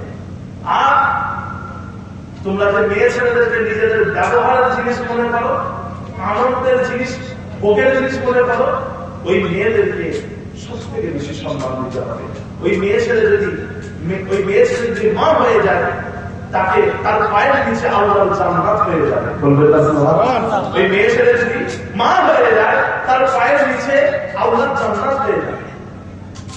তাহলে মানুষদের মধ্যে মেয়ে ছেলেদেরকে সব থেকে বেশি সম্মান দিতে হবে। এই যে আমাদের ঘরের মেয়েদেরকে আমরা বোরখার সাথে ভালো করে ঢাকা দিয়ে বাইরে বার করি, তার কারণ কি? আমরা তাদেরকে কি করছি? তাদের স্বাধীনতা কেড়ে নিচ্ছি না। তারা হচ্ছে মূল্যবান, তারা হচ্ছে মর্যাদাপূর্ণ। তারা যখন মা হয়ে যায়, তাদের পায়ের নিচে আল্লাহর জান্নাত হয়ে যায়। তাই এটা কোনো ছোটখাটো জিনিস নয়। সেই জন্য প্রত্যেকটা মুসলমানের মেয়েদের উচিত বোরখার সাথে নিজেকে সম্পূর্ণ থেকে বাইরে বেরোলো, আর অপ্রয়োজনীয় বাইরে না বেরোলো। মৌলানা সাহেবরা আপনাদেরকে বোরখা পরার কথা বলে, কিন্তু অপ্রয়োজনে যে ঘর থেকে বেরোনো যায় না, এই কথাটা কি বলে না? আর বোরখা পরার কথা বলে, আর আপনাদেরকে বলে না যে সমস্ত বোরখাগুলো শরীরের সাথে টাইট হয়ে থাকে সেগুলো ব্যবহার কি বারণ করে? মেয়ে ছেলেরা নিজেদের মুখে প্রায় 50% বার করে দিচ্ছে, তাহলে বাকিটাও খুলে দাও। আর আজকালকার মোবাইলে যেসব ফতোয়াগুলো ডেলিভারি হচ্ছে, এক একটা ফতোয়া বলছে মুখ ঢাকার প্রয়োজন নেই, মুখটা ঢাকার প্রয়োজন নেই। তা ওই বক্তৃতা শুনে, বক্তব্য শুনে তুমি তোমার মুখটাকে খুলে ফেলো। বুঝতে পারছেন? এই যে মেয়ে ছেলেরা চোখ বার করা যে বোরখা ব্যবহার করে, এটাকে কিন্তু বোরখা বলে না, এটা বোরখা না। বোরখা হলো এমন একটা পোশাক, এমন একটা জিনিস, এমন একটা কাপড় যেটা মাথার উপর থেকে একটা পাতলা কাপড় সামনে চলে আসবে, তাতে বাইরে থেকে চোখটা দেখা যাবে না, কিন্তু ভেতর থেকে বাইরে সবকিছু দেখা যাবে। বাইরে থেকে চোখটা দেখা যাবে না, বাইরের মানুষ চোখ দেখতে পাবে, কিন্তু যে মেয়ে ছেলে বোরখাটা পরে থাকবে সে কিন্তু বাইরে সবকিছু দেখতে পাবে। যদি রাত্রিবেলা দেখতে অসুবিধা হয় তখন সামান্য তুলে দেবে, কিন্তু সম্পূর্ণ মুখটা খোলা যাবে না, সম্পূর্ণ চোখ কিন্তু খুলতে পারবে না। আল্লাহ নবী বলেছে আল-মারআতু আল-আওরাতু, মেয়েরা হলো পা থেকে মাথা পর্যন্ত ঢেকে রাখার জিনিস। আপনি যখন পরপুরুষের সামনে দিয়ে যাবেন, একজন আপনার পরপুরুষের সামনে, যাদেরকে বিয়ে করা হারাম নয়, গায়ের মুহাররম, যাদেরকে বিয়ে করা হারাম নয়, ইসলামে যাদেরকে বিয়ে করা হারাম নয়, তাদের সামনে যখন আপনি যাবেন, আপনাকে সম্পূর্ণ ঢাকতে হবে। সম্পূর্ণ কি করতে হবে? ঢাকতে হবে। খুব সাবধান। আল্লাহ রাব্বুল আলামিন আমাদের ঘরের মায়েদেরকে, বোনেদেরকে হেফাজত করে। বলুন না আল্লাহ। মেয়ে ছেলেদের গলাটাও কিন্তু পর্দা, জানেন কি? জানা আছে? মেয়েদের গলার আওয়াজটাও কিন্তু পর্দা। আল্লাহ নবী সাল্লাল্লাহু আলাইহি এই আল্লাহ রাব্বুল আলামিন রাসূলুল্লাহ সাল্লাল্লাহু আলাইহি ওয়াসাল্লামের আহলিয়াদের, স্ত্রীদের, মানে আমাদের আম্মাজানদের ব্যাপারে কোরআন শরীফে আয়াত নাযিল করেছে যে তোমরা যখন কথা বলবে, পরপুরুষের সামনে যখন কথা বলবে, তোমাদের গলার আওয়াজটাকে ভারী করো। গলার আওয়াজটাকে ভারী করো, নরম গলায় কথা বলো না। কারণ যাদের অন্তরে ব্যাধি আছে, রোগ আছে, যাদের অন্তরের মধ্যে রোগ আছে, তুমি যদি নরম গলায় কথা বলো, তাদের অন্তরের রোগ আছে, তাদের মধ্যে খারাপ আদেশ, খারাপ চিন্তা ভাবনা আসবে। তা এটা শুধু আল্লাহ নবীর ঘরের আহলিয়াদেরকে আল্লাহ পাক বলেননি, সমগ্র বিশ্বের মুসলমানদেরকে আল্লাহ পাক বলেছেন। কথা বলেছেন না? ইয়ারে হাজির, মেয়েদের হাঁটার মধ্যেও পর্দা আছে, মেয়েদের হাঁটার মধ্যেও পর্দা আছে। কথা বুঝতে পেরেছেন? এটাকে বলা হয় গায়রাত। এটাকে কি বলে? এটাকে গায়রাত বলে। আপনাদেরকে একটা উদাহরণ দিচ্ছি, শোনেন। হযরত আলী রাদিয়াল্লাহু আনহুকে, আল্লাহর নবীর জামাইকে একজন জিজ্ঞাসা করলো যে আপনার স্ত্রী কেমন আছে, আপনার বিবি, আপনার আহলিয়া কেমন আছে, তার শরীরটা কেমন আছে? হযরত আলী রাদিয়াল্লাহু আনহু তাকে কি বললেন জানেন? বললেন যে তোমার গর্দানটা নেওয়া যদি আমার হালাল হতো, তোমার গলাটা যদি কাটা যদি আমার হালাল হতো, তোমার গর্দানটা কেটে যেতাম। তুমি আমার খবর দেবে, আমি কেমন আছি জিজ্ঞাসা করো আমাকে। আমার স্ত্রীর ব্যাপারে তুমি কেমন খবর? তোমার যে গর্দানটা কাটা হালাল হতো, তোমার হালাল করে দিতাম। মক্কার একজন মুশরিক, অন্য ঘটনা বলছি, মক্কার একজন মুশরিক তার ঘরের উটগুলোকে সব জবাই করে ফেললো, নাহার করে দিল। একজন তাকে জিজ্ঞাসা করলো, আচ্ছা আপনি এত উটগুলোকে কেন জবাই করে ফেললেন, কেন কুরবানি করে দিলেন? তখন ওই মুশরিকটা উত্তর দিল, এই যে উটগুলো আছে, এই উটের উপরে আমার স্ত্রীরা তারা বসেছে এই উটের উপরে, আর আমি চাই না যে এই উটের উপরে অন্য কেউ বসুক। সেই জন্য আমি কি করলাম, এই উটগুলোকে কুরবানি করে দিলাম, জবাই করে দিলাম। একটা মুশরিক, সে মুসলমান মুশরিক, তার মধ্যে এতটা গায়রাত রয়েছে। আর মুসলমানদের মধ্যে গায়রাত কোথায় গিয়ে ঠেকেছে বলবো? কোথায় গিয়ে ঠেকেছে বলবো? এরা মেয়ে দেখতে যাচ্ছে, বিয়ে করবে, মেয়ে দেখতে যাচ্ছে, নিজের বাপকে নিয়ে যাচ্ছে, নিজের ভাইকে নিয়ে যাচ্ছে, নিজের মামা, নিজের 14 গোষ্ঠীকে নিয়ে যাচ্ছে, নিয়ে মেয়ে দেখছে। আবার কি সাথে 10টা-12টা বন্ধুদের নিয়ে যাচ্ছে, বন্ধু বান্ধব নিয়ে যে মেয়ে দেখছে। আবার এসে বলছে, কি রে কেমন লাগলো মেয়েটা, বিয়ে করবো? বিয়ে করবো? বিয়েটা কে করতে গেছে? মেয়েটা কে পছন্দ করতে গেছে? যে পছন্দ করতে গেছে সে দেখে বলবে, সে নিজের মতো হয়েছে কিনা সে বলবে। কিন্তু বন্ধু বান্ধবদের জিজ্ঞাসা করছে, মেয়েটাকে বিয়ে করবো, কেমন লাগলো রে, তোদের কেমন লাগলো? কথা বুঝতে পারছেন? গায়ের একটা কোথায় গিয়ে থেকে নেই, বুঝতে পারছেন? খুব সাবধান। তোমার পয়সা কুড়ি কম আছে আর তোমার একটা বন্ধুর পয়সা বেশি আছে, যদি ওই বন্ধুটা যদি পছন্দ হয়ে যায় মেয়েটা, কি করবে? কথা বলেন না। তোমার 1তলা বিল্ডিং আর তোমার বন্ধুটা 5তলা বিল্ডিং, তোমার থেকে পয়সাওয়ালা, তুমি মেয়ে দেখতে গেছো, ওই মেয়েটা তোমার বন্ধুর পছন্দ হয়ে গেছে, কি হবে? তুমি কেন তোমার বন্ধুকে নিয়ে গেছো? ওই জন্য আল্লাহ রাব্বুল আলামিন নিয়ম বেঁধে দিয়েছেন, আল্লাহ রাসূল নিয়ম বেঁধে দিয়েছেন যে মেয়ে দেখতে যাবে তুমি নিজে যাও, তুমি নিজে, তুমি শুধু যাবে, শুধুমাত্র তুমি যাবে, আর কেউ যাবে। দেখে যাও, একবার দেখা যায়, দেখে নাও, দেখে পছন্দ হবে না পছন্দ হচ্ছে না, বুঝতে পারছেন? গায়ে হাতটা কোথায় গিয়ে ঠিক আছে? প্যারে হাজির, খুব সাবধান। এসব কথা বলার কোনো প্রয়োজন নেই, কারণ আজকালকার মানুষের এসব কথা মানে না। তারা খুব বেশি বুঝদার হয়ে গেছে, সবকিছু বোঝে, তাদেরকে নতুন করে বোঝানোর কিছু নেই। আল্লাহ আমাদেরকে হেফাজত করে, যাদের মধ্যে এসব জিনিসগুলো আছে আল্লাহ রাব্বুল আলামিন এগুলোকে হেফাজত করেন, যাদের মধ্যে এগুলো নেই আল্লাহ তাদেরকে হেদায়েত করে। বলুন আল্লাহুম্মা। আপনাদের অসুবিধা হচ্ছে না? ভাইরা আমার, ও ভাইরা, আল্লাহ নবী বললেন, তোমরা যে মেয়ে ছেলেদেরকে নিজেদের ভোগের বস্তু মনে করতে, ওই মেয়ে ছেলেদেরকে এবার থেকে মানুষদের মধ্যে সব থেকে বেশি সম্মান করতে হবে। আর 3 নম্বর হলো, 3 নম্বর হলো, তোমরা যে আফ্রিকার কালো মানুষদেরকে নিজেদের গোলাম মনে করতে, ওই আফ্রিকার কালো মানুষদেরকে নিজেদের ভাই মনে করতে হবে। মক্কার মানুষ অহংকার, তাকাব্বুর, মানব, আল্লাহ তাআলার কথা। কালো বলে কি খারাপ নাকি? আল্লাহর কাছে কালো সাদার কোনো ব্যাপার আছে? হ্যাঁ, কালো সাদার কোনো ব্যাপার নেই। ঈমান আমলের ব্যাপার। আল্লাহ রাব্বুল আলামিন বলেছেন, আল্লাযী খালাকাল মাউতা ওয়াল হায়াতা লিয়াবলুয়াকুম আইয়ুকুম আহসানু আমালা।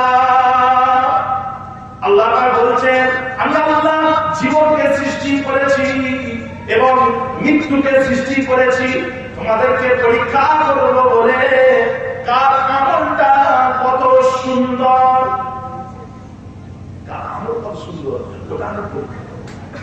কে কালো, কে সাদা, কে হলুদ, কে লাল, সেটা আল্লাহ পাক দেখবেন না। হযরত বিলাল রাদিয়াল্লাহু আনহু হাবশী ছিলেন, কালো গোলামের বাচ্চা গোলাম, ওনার বাবা গোলাম ছিলেন, উনিও গোলাম। হযরত বিলাল রাদিয়াল্লাহু, আল্লাহর নবী যখন মেরাজে গেলেন, আল্লাহ পাক জান্নাত দেখালেন, জাহান্নাম দেখালেন। আল্লাহ রাসূল যখন জান্নাতের মধ্যে প্রবেশ করে জান্নাতকে পরিদর্শন করছেন, দেখছেন জান্নাতটা পুরো ফাঁকা হয়ে আছে, কেউ নেই, জান্নাতে কেউ নেই, খুব ফাঁকা। আল্লাহ নবী ফাঁকা জায়গায় একটু ভয় ভয় করছে, বুকটা একটু দুলদুল করছে। আল্লাহ রাসূল সাল্লাল্লাহু আলাইহি ওয়াসাল্লাম তিনি একটা পায়ের আওয়াজ পেলেন, একটা চেনা শোনা পায়ের আওয়াজ, যে পায়ের আওয়াজটা উনি চেনেন। কথা বুঝলেন না? যে তার ভাইজান, ওই পায়ের আওয়াজ কার? ওই পায়ের আওয়াজটা হচ্ছে বিলাল হাবশী রাদিয়াল্লাহু আনহু, যে হযরত বিলাল রাদিয়াল্লাহু আনহুর পায়ের আওয়াজ। আল্লাহ নবী যখন মিরাজ করে এলেন, ও ভাইয়েরা, আপনারা নবী সাল্লাল্লাহু আলাইহি ওয়াসাল্লাম হযরত বিলাল রাদিয়াল্লাহু আনহুকে প্রশ্ন করলেন, হে বিলাল,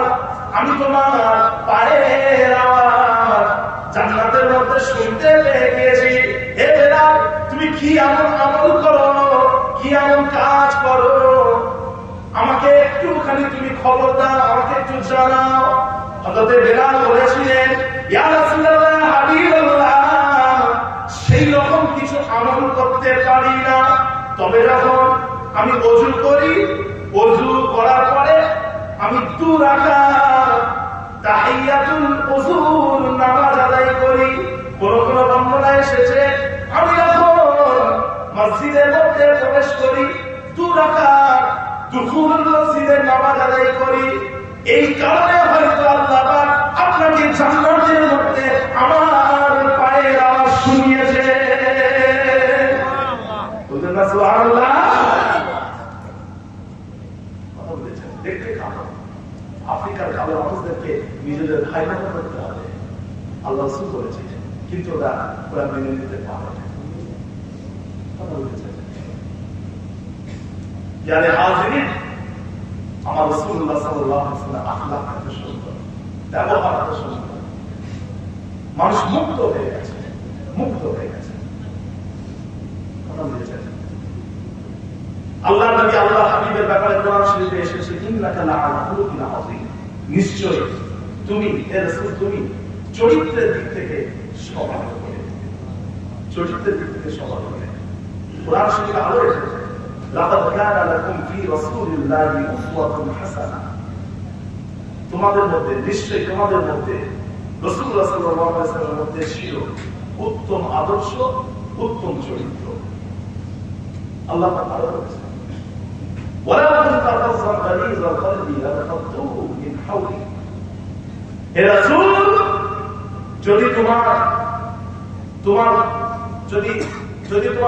কথাটা যদি রূঢ় হতো, তুমি যদি রূঢ় স্বভাবের হতো এবং তোমার অন্তরটা যদি কঠিন হতো, তোমার অন্তরটা যদি কঠিন হতো আর তোমার স্বভাব যদি রূঢ় হতো, মানুষ তোমার চারিদিক থেকে চলে যেত।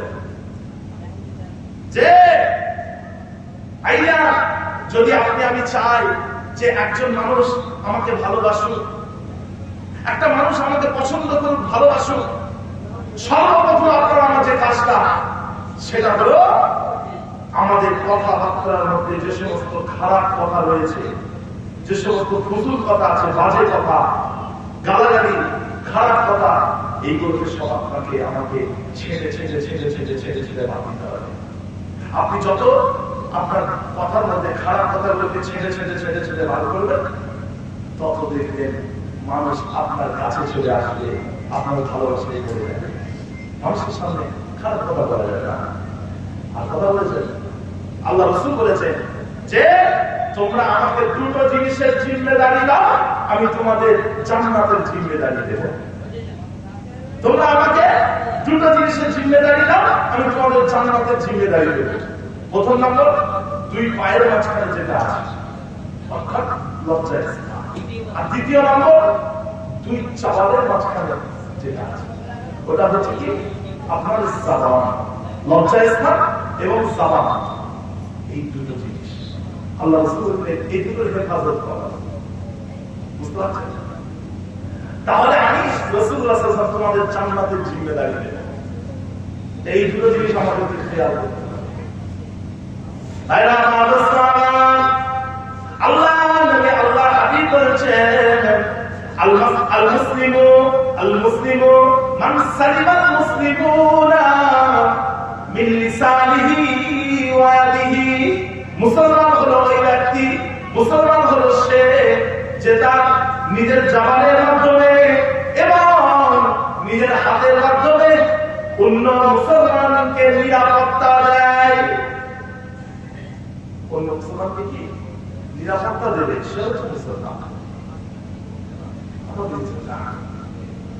ভাইরা আমার, ও ভাইরা, ও আমার উম্মতিরা, আল্লাহ নবী বলছেন, ইন কদারতা তাসবিহা ওয়া তামসিয়া লাইসা ফি কলবিকা বিশুল আহাদিন ফাফাল সুম্মা ক্বালা লি ওয়াদালিকা মিন সুন্নতি ওয়া মান আহইয়া সুন্নতি ফাকাদ আহাব্বানি ওয়া মান আহাব্বানি কানা মাই ফিল জান্নাহ। আল্লাহ নবী, আল্লাহ হাবিব নিজের ঘরের একটা তালিবুল ইলমকে, অনেকের ঘরে বাচ্চা কাচ্চা থাকে, কাজ করার লোক থাকে, অফিসে দোকানে কাজ করার লোক থাকে, বললো তো অনেকের দোকান আছে, দোকানে একটা লোক থাকে অ্যাসিস্ট্যান্ট কাজ করার।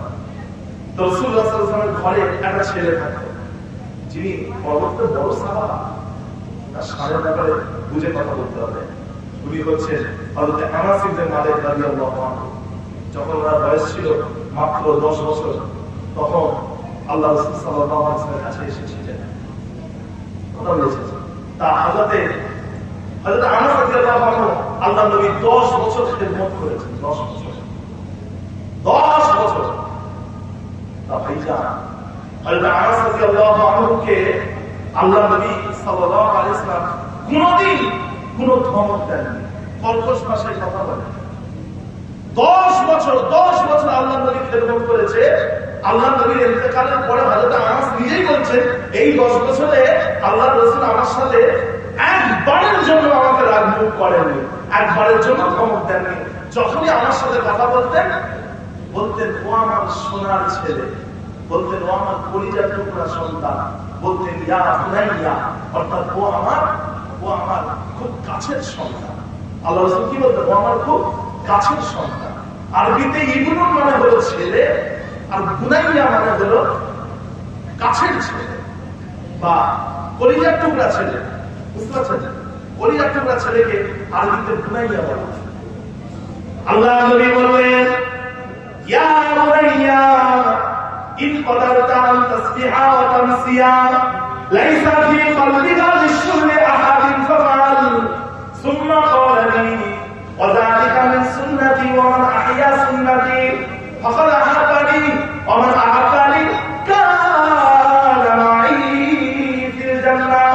আল্লাহর নবী হযরত আনাস রাদিয়াল্লাহু আনহুকে বলছেন, ও আমার কলিজার টুকরা সন্তান, যদি তুমি চেষ্টা করো, যদি তুমি বল প্রয়োগ করো, শক্তি দাও, সকাল সন্ধ্যা একটা কাজের ব্যাপারে যদি তুমি বল প্রয়োগ করো, সেই কাজটা কি?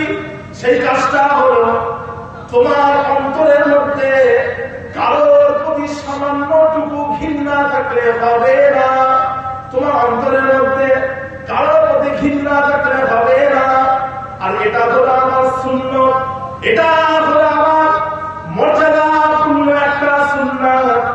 আর যদি তুমি এই সুন্নাতের উপরে আমল করো, আমার ইয়া সুন্নতি, যে আমার সুন্নতকে জীবিত রাখে, ফাকাদ আহাব্বানি, তাহলে সে আমাকে ভালোবাসলো। আর আমার আহাব্বানি, যে আমাকে ভালোবাসলো, কানা মাই ফিল জান্নাহ, জান্নাতে তার থাকার জায়গাটা আর আমি নবী মুহাম্মদ সাল্লাল্লাহু আলাইহি ওয়াসাল্লাম আমার থাকার জায়গাটা এক হয়ে যাবে। আল্লাহ এক জায়গায় থাকবো। এই আমলটা করলে জান্নাতে এক জায়গায় থাকবে। এটা কিন্তু মিসওয়াক করার মতো সুন্নাত নয়, এটা কিন্তু মাথায় পাগড়ি পরার মতো সুন্নাত নয়। আল্লাহ রাসূলের এটা এমন একটা সুন্নাত যেটা সারা জীবন করতে হয়, যেটা মৃত্যু পর্যন্ত। সেটা কি? তোমার অন্তরের মধ্যে কারো প্রতি ঘৃণা থাকবে না, আর মানুষের সাথে সুন্দরভাবে কথা বলা, জবানটাকে ভালো করা। আর অন্তরে যদি কারোর প্রতি ঘৃণা থাকে তাহলে কি বলেন না, জবান দিয়ে ওটাই বেরিয়ে যাবে। অন্তরে যদি কারোর প্রতি ঘৃণা থাকে, আমার কারোর প্রতি ঘৃণা থাকে, মুখ থেকে কিন্তু ওটাই বেরোবে। বুঝতে পারছেন? ধরেন আমি একটা কথা বললাম, ভুল করলাম, আপনার উচিত, আপনি যদি আমার বড় ভাই হন, আপনার উচিত কি ছোট ভাইয়ের ভুলটাকে ধরে দেওয়া। আচ্ছা ভাই, তুমি যে এই কথাটা বলেছ, তুমি কি ঠিক বলেছ? এটাই হচ্ছে দাদা হুজুরের আদর্শ। দাদা হুজুর বলেছেন, আলেমে যদি মতনৈক্য হয়, 4 দেওয়ালের মাঝখানে মীমাংসা করে দেবে। এটা কে বলেছেন বলে? মুজাদ্দিদ জামান বলেছেন। তা ভাইজান, আমি যদি ভুল করি, আমার বড় ভাইয়ের কাজ কি ছোট ভাইকে ভুলটা করে দেওয়া। আমার একটা অন্য চাচাতো ভাইয়ের কাজ কি ছোট ভাইয়ের ভুল করে দেওয়া। আমার একটা চাচার কাজ কি ছেলের ভাইকে ভুলটা করে দেওয়া। নাকি মাইকে বলা? এই বলেন না তো, মাইকে কখন বলবে? যখন আমার ভিতরে বিষ থাকবে, এই আমার এই চাচাতো ভাইটা বড় হয়ে যাচ্ছে, হ্যাঁ আমার এই চাচাতো ভাইটা বড় হয়ে যাচ্ছে, বুকের ভিতরে বিষ। আমার এই ভাইপোরা বড় হয়ে যাচ্ছে, লোকের মুখে মুখে তারা আলোচনা, বুকের ভিতরে বিষ তৈরি হলো। তারপরে কি করবো? মাইকে বলে দেবো, এই ওয়াহাবি হয়ে গেছে, এই ওয়াহাবি হয়ে গেছে, গুস্তাখে রসুল হয়ে গেছে, গুস্তাখে রসুল ওয়াহাবি হয়ে গেছে, এইটা হয়ে গেছে, এই শয়তানের বাচ্চা শয়তান হয়ে গেছে, হ্যাঁ এই খবর নিয়ে দেখো জন্মের ঠিক নেই। বুঝতে পারছেন? কিন্তু আমি যদি ভুল করি, তোমার উচিত ছিল ছোট ভাইকে ডেকে বলে দেওয়া, এই তুমি এটা ভুল করছো, তুমি যেটা বলছো কি দলিল, দলিল দেখাও, দলিল দেখাও তুমি যেটা বলছো। আর আমি যেটা বলছি আমারও দলিল দেখাবো, এটাই তো কথা। আমার ভুল হলে আপনি আমার কান ধরে বলবেন, এই তুই এটা ভুল করেছিস। আর আপনার ভুল হলে আমি আপনার কান ধরবো না, আপনি নিজেই বলবেন তাই ভুল করেছি। কিন্তু না, আমি প্রকাশ্যে মাইনকে বিরোধিতা করব, যে আমার এই স্বাস্থ্য ভাইটা বলেছে নবী নিরক্ষর, নবী উম্মি। আমি মাইকে বলবো কেন? কারণ আমার ভক্ত আমার থাকুক, আমার ভক্ত আমার থাকুক, আমার ভক্ত বলে যারা ওর কাছে না যায়। কথা বুঝলেন? মাইক ম্যান কি বলছে ওটা দলিল নয়, কারো বাপের ড্রাইভার কি বলছে ওটা দলিল নয়, কোন বেঈমান কাফের কি বলছে ওটা দলিল নয়। দলিল হচ্ছে কোরআন, দলিল হচ্ছে হাদিস, দলিল সাহাবারা কি বলেছেন সেটা হচ্ছে দলিল। কথা বুঝলেন? আমার বাপের ড্রাইভার বলেছে যে লেখাপড়া জানে না সে হচ্ছে মূর্খ, এই দেখো মাইকম্যান বলেছে যে লেখাপড়া জানে না সে মূর্খ। ওইসব কথা নয়, তুমি কোরআন হাদিসের কথা বলো, তুমি কোরআন হাদিসের কথা বলো। তুমি মাইকে আমার বাপকে নিয়ে বলছো, বুঝতে পারছেন? আমার ভাইয়ের বাপ আর আমার বাপ একই তো নাকি? তো বলেন না, বলেন না আমার ভাইয়ের বাপ আর আমার বাপ একই তো? হ্যাঁ, যতক্ষণ তোমরা দুজনের সাথে হচ্ছিল আমি পুরো কথা বলি, চুপ করে বসে আলোচনা করছেন, চুপ করে বসে। যখন তুমি বললে শয়তানের বাচ্চা শয়তান, তার মানে তুমি আমার বাপকে শয়তান বলবে? হ্যাঁ, তুমি আমার বাপকে শয়তান বলবে? যখন তুমি বললে জন্মের ঠিক নেই, তার মানে তুমি কোন দিকে কথা বলছো? তখন আর লড়াইটা কিন্তু তোমাদের দুজনের মধ্যে আর নেই, লড়াইটা কিন্তু আমার সাথে শুরু হয়ে গেছে। বুঝতে পারছেন? অথচ এটা আমার রসুলের আদর্শই না। যদি কেউ ভুল করে তাকে দেখে বোঝাও, তুমি ভুল করছো, বোঝাও। তাকে প্রকাশ্যে মাইকে ওয়াহাবি, মুনাফিক কত রকমের কথা বলছে, অথচ একটাও দলিল দেখাতে পারে না, একটাও কি আমরা বুঝতে পারবো না। আসলে কি জানেন? আসলে পচা আলুর গুণ কি জানেন? পচা আলুর গুণ হচ্ছে নিজের ভালো না হওয়া আর অন্যকে ভালো না রাখা। বস্তার পচা আলু করে দেখবেন,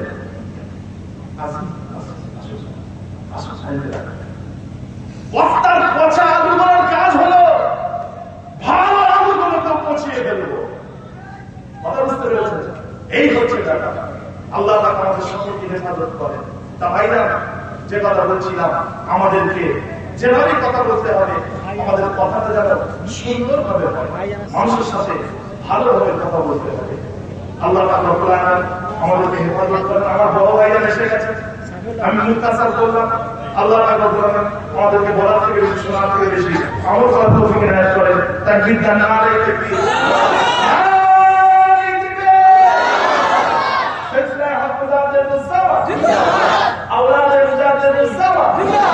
বড় ভাইরা হুজুর পীর কেবলা না রেখে বসে, আপনারা বসে।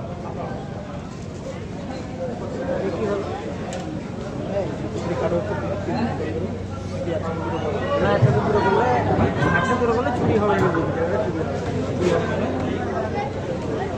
লম্বা হয়ে যাবে। আসসালামু আলাইকুম ওয়া রাহমাতুল্লাহি ওয়া বারাকাতুহু। আপনারা সবাই অবগত আছেন যে আজকে এক ছাত্র আমাদের পাড়া মুসলিম পাড়া মসজিদের ইমাম সাহেবের কাছে কোরআন হিফজ মোকাম্মেল খতম করেছে। তো সেই মোকাম্মেল খতম করার জন্য তার প্রতি একটা পার্টি দেওয়া হবে। আর তার আগে কিছু আমরা সম্মানিত করে নেব।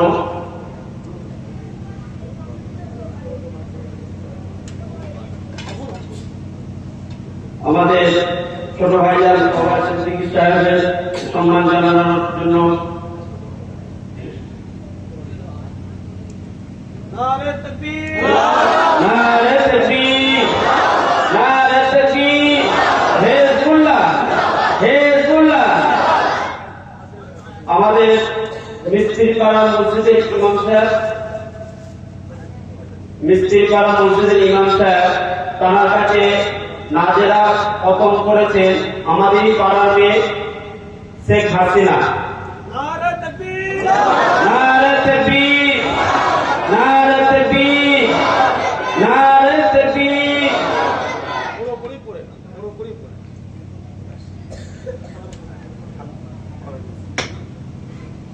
এবারে আমরা হাফেজ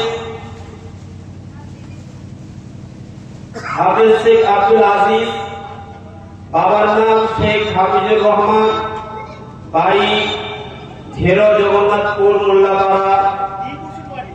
হ্যাঁ? জগন্নাথপুর মোল্লাপাড়া। আচ্ছা আচ্ছা, ঠিক আছে। দিবুসুর বাড়ি। আচ্ছা, উদয়নারায়ণপুর দিবুসুর বাড়ি। তো তারা মাথায় পাগড়ি প্রদান করবেন আমাদের বড় ভাইজান আছে, ছোট ভাইজান আছে। হাফেজ ফজল স্যার, আপনি মঞ্চে আসুন।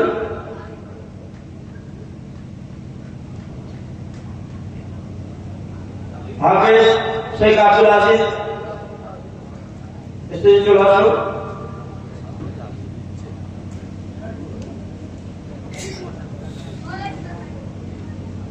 সারা বছরে যতদিন ছিল সমস্ত মেহনতের আজকে মনে হয় মন থেকে খুব আনন্দ পাবে যে এত বছরের মেহনত, এই মেহনতটা যে মোকাবেল করেছে। সকলে তো অস্বীকার করুন।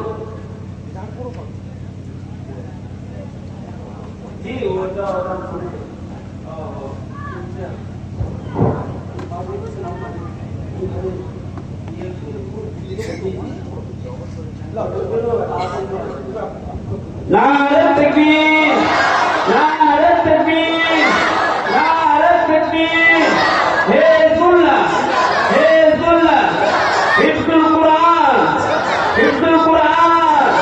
নারে তাকবীর, নারে তাকবীর, নারে তাকবীর।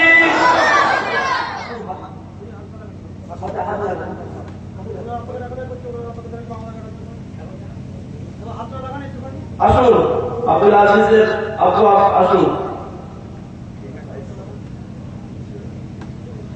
নারে তাকবীর, নারে তাকবীর, হিজবুল্লাহ, হিজবুল্লাহ। দীপা হিজবুল্লাহ কমিটির সদস্যবৃন্দ, দীপা হিজবুল্লাহ কমিটির সদস্যবৃন্দ, নারে তাকবীর। মাশাআল্লাহ, বারাকাল্লাহ হায়াতি।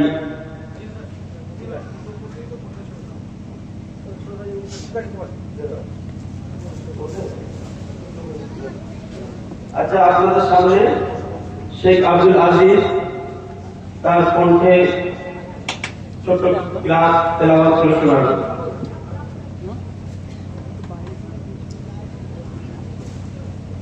السلام عليكم ورحمة الله وبركاته.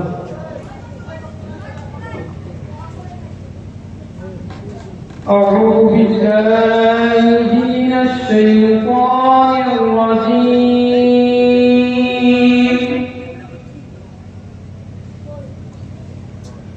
بسم الله الرحمن الرحيم.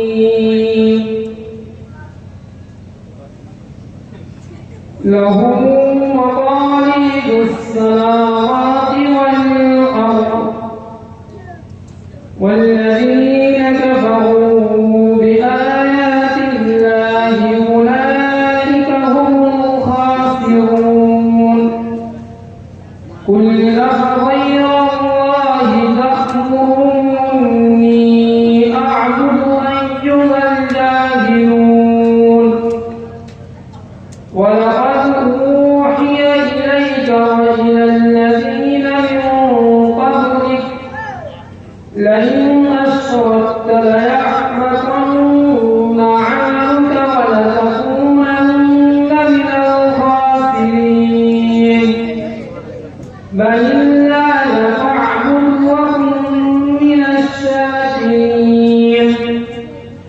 وما قدر الله حق قدر جميعا قدره يوم القيامة